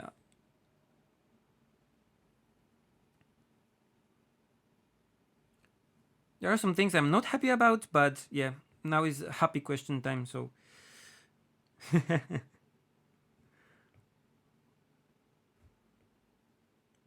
okay, I'll answer a question in Polish. Moje książki można kupić po angielsku, obydwie są po angielsku. One obydwie są dwujęzyczne, czyli jest angielski i japoński w obydwu książkach. Książka ta pierwsza, czyli Tokyo Storefronts, ma wersję też francusko-japońską i parę różnych innych, czyli chińsko-japońską i tak dalej. Ale wersja ta podstawowa jest angielsko-japońska, czyli jak kupisz właśnie tą wersję, no to będą dwa języki w środku. I można ją kupić różnymi metodami. Najlepiej wejść na moją stronę i tam sobie kliknąć na jak kupić książkę. I tam jest pokazane, jak kupić książkę w różnych miejscach i różnymi metodami, bo oczywiście ta książka jest wydana w Japonii i no, w Europie, w Stanach można kupić ją w różnych miejscach, różnymi sposobami.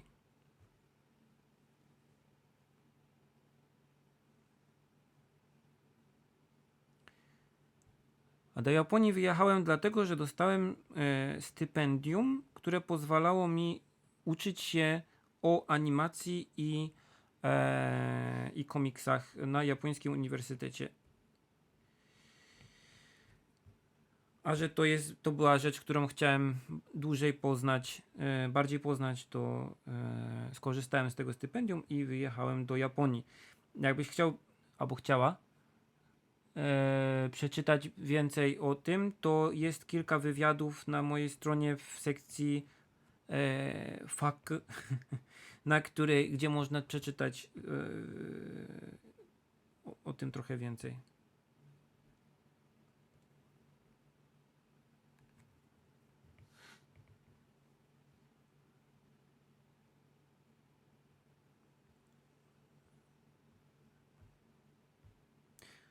Chciałbym, żeby moja książka była wydana po polsku w Polsce. Podejrzewam, że to by się udało, gdyby więcej osób się zgłaszało do różnych wydawnictw, że tą książkę chcą. Ale na razie, pomimo że sam się próbowałem zainteresować tym i wysyłać tą ofertę do różnych wydawnictw w Polsce, niestety nie udało mi się jeszcze uzyskać pozytywnej odpowiedzi. Pomimo że na przykład wersja francuska już jest i wersja koreańska, wersja chińska i tak dalej, ale nie ma wersji polskiej jeszcze.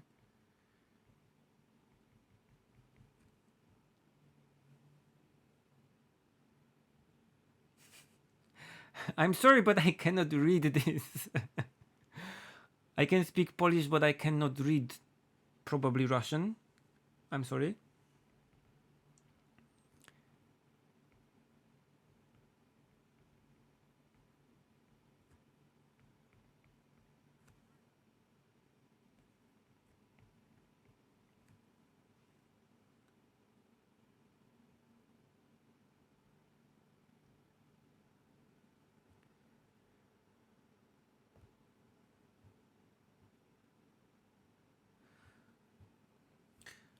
Amount of details is a thing that I have to be careful about.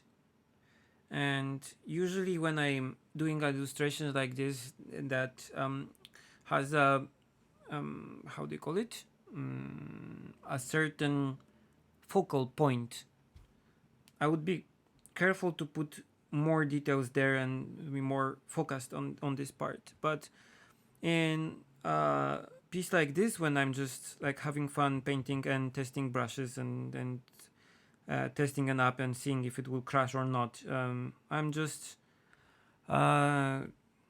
playing around with the textures. But that's why I'm kind of zooming out every like 30 seconds or something,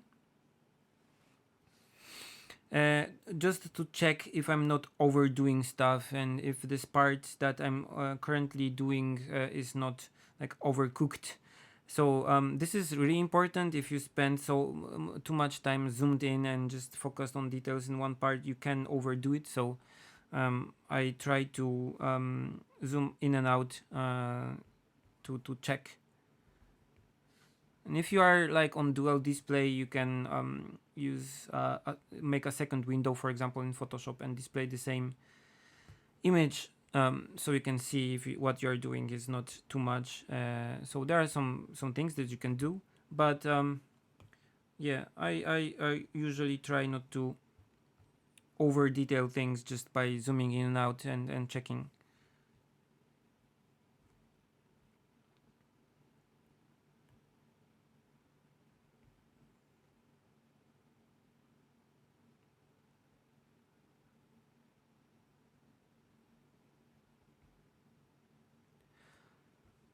I can tell more about Procreate. Procreate is a small but actually powerful application for the iPad that I like to use for sketching and painting. Most of the concept art and like sketches and concept stuff that I do, if I want to do something digitally, lately I have been doing in Procreate, even for stuff like commissions and things.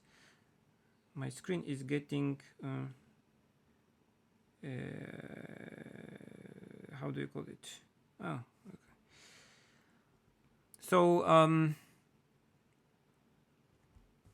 and I'm currently testing the beta version, so the version that will be released soon, I guess, because this is already the public beta. So I guess that this version will be available soon for all people in the App Store. And I actually like it because it's fast. It doesn't have any visible lag. It works well and is robust, so you don't have so much like random clicks and random things going on, which some of the apps have. And the interface is really simple, and for some people it can be too simple, but I actually like it because I can focus on my work and be more focused on what I'm doing and not thinking about like 100,000 buttons that I have to remember. So I think it's a perfect balance between functionality and kind of ease of use. Especially this version because it has animation functionality, so you can do simple like GIF animation in it. So if you want an app that not only can be used for painting but also for like simple animation, This is also really nice. And one of the things that I think is like the killer in this thing is that while I'm drawing and painting here, everything that I do is being recorded, and I don't even have to think about it, and it doesn't take too much space on the iPad. So this is a thing that is perfect if I want to do a YouTube video, for example, of this later. So I don't have to record it. It doesn't get slower because it's recording. It's just a built-in feature in this app, which really sold me on it. So yeah. And in the new version, you can use like brushes from Photoshop. You can export, import Photoshop files. So even if you are used to, for example, Photoshop, you can then use these files later in Photoshop and start working on them on your computer, because there's no Procreate on the Mac or on PC. So uh, yeah, you can use this file later in any application. The Clip Studio is more an app that was developed originally for like doing illustration also, but also for comics. So it has a lot of like functionality geared for example, comic manga artists. So there's a lot of functionality that I personally don't use, but it's more similar to it's as complicated as Photoshop, but is more um, in geared for painting and drawing than Photoshop. So Photoshop is kind of a photo editing application that has been used for painting, but Clip Studio is more for painting and drawing. But it's really like hardcore software with a lot of options, a lot of windows, a lot of things that you can open that give you a lot of options, but also you have to spend a lot of time to master it, I think.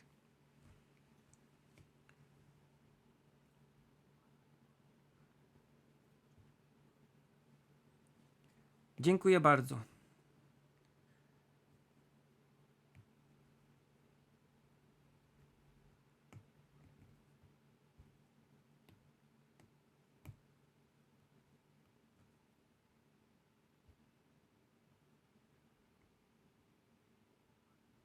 But I think that the more you learn about painting and drawing, especially digitally, the less you are using the more advanced functions of the apps that you have. When I started drawing and painting digitally, I was using a lot of like awesome brushes and a lot of like special effects and all kinds of stuff. And the more I learned, the less I was using those options and the less I relied on those things. And I think the more mature the things that I did looked.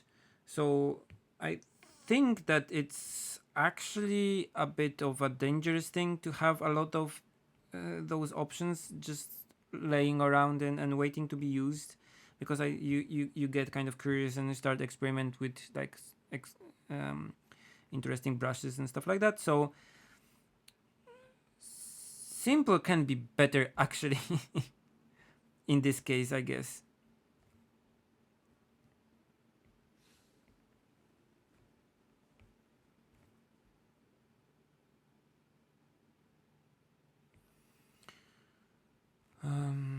I would say that probably a year is really necessary if you want high level Japanese.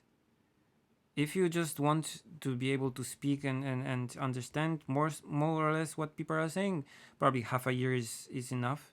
But more advanced level, probably a year of study is necessary, I think.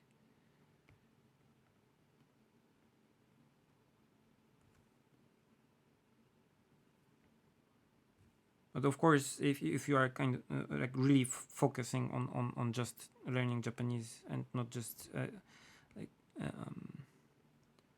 doing it like after hours or something.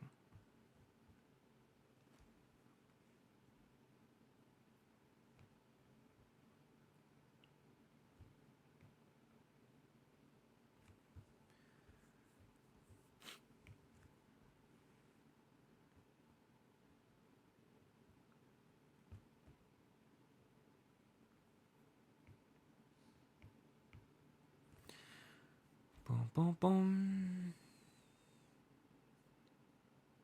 Okay, we are going strong at 2 hours and 20 minutes, so I guess we'll be ending soon. So if you have any last questions that you want me to talk about, then just send them quickly.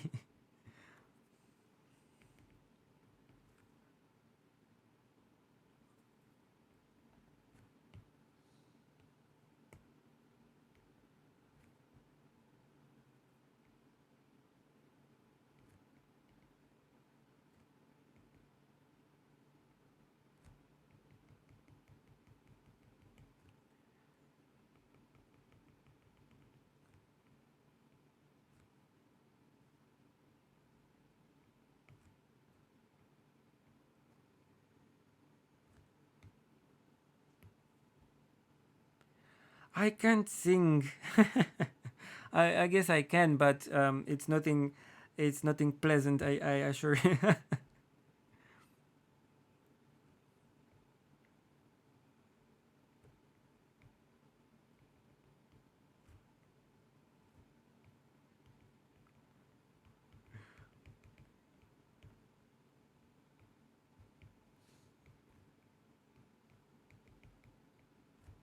I have a bit of music sense that I can use some um, devices and instruments to do some simple music things, but singing is not my strong side.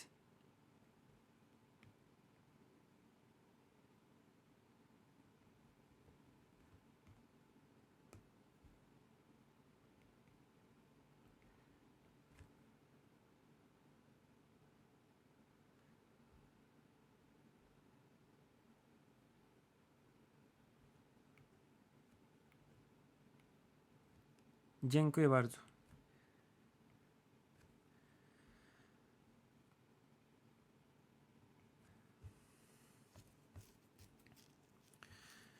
I guess this will be like 3 or 4 sessions drawing. I guess I will probably be doing concise YouTube video from this when it's finished. So I'll do like a nice stream of the painting process. I'll try to leave this live stream also online so you can watch it later.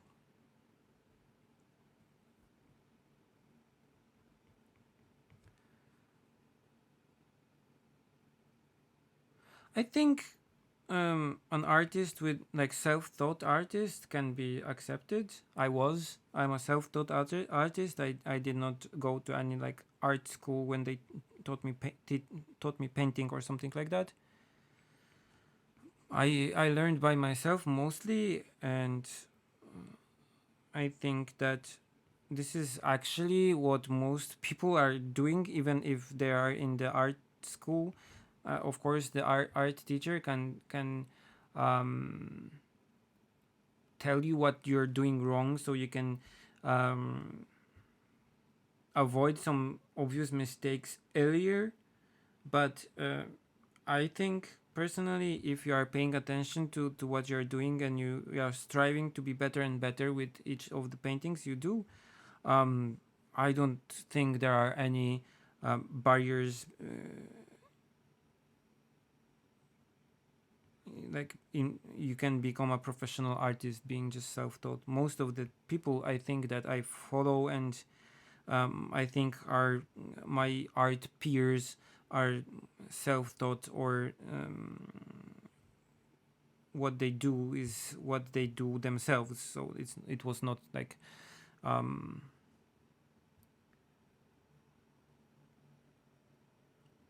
shown to them in a perfect form, just like in an art class or something.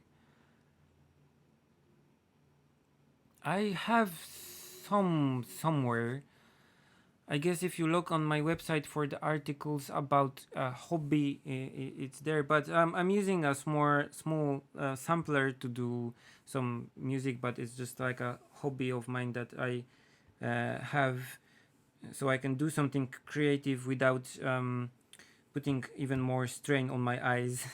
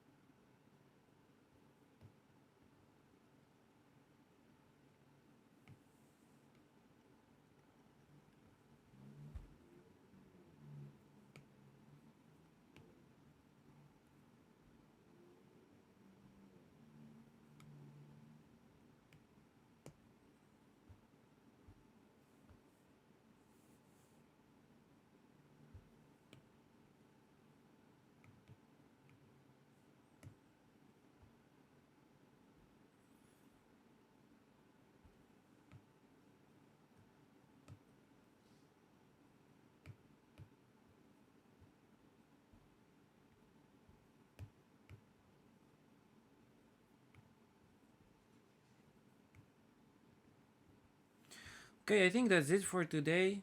I will show you the photo of the reference photo I'm using here. It's this one.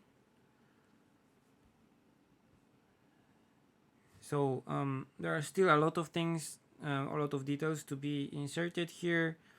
I'll try to do the leaves on the trees in a way that won't kill me because this is really detailed, and I don't want to do it so detailed. This is a bit more rough style I think I'm going for here, so I'll try to make it more simple. And I'm looking forward to adding some details on the house in the back. This should be a lot of fun to do actually. Yeah, but I think I have the direction here kind of decided, so from now it's just painting more and more stuff in, and I think this should be a nice test for the new Procreate. I don't have any problems with it so far, so yeah, I'm kind of excited about fiddling around with the brushes more and then sharing the settings with you. So this will be also an interesting thing to do. Okay, so thank you for joining me on this test stream, and yeah, see you around. I have a new video today also, so if you have some time, just watch it on my channel. It's the new Hokkaido in ink video, so that's that. And I also have a video with Kana soon, so I just have to finish editing it. Okay, thank you for joining me today, and see you in the next live stream video thing.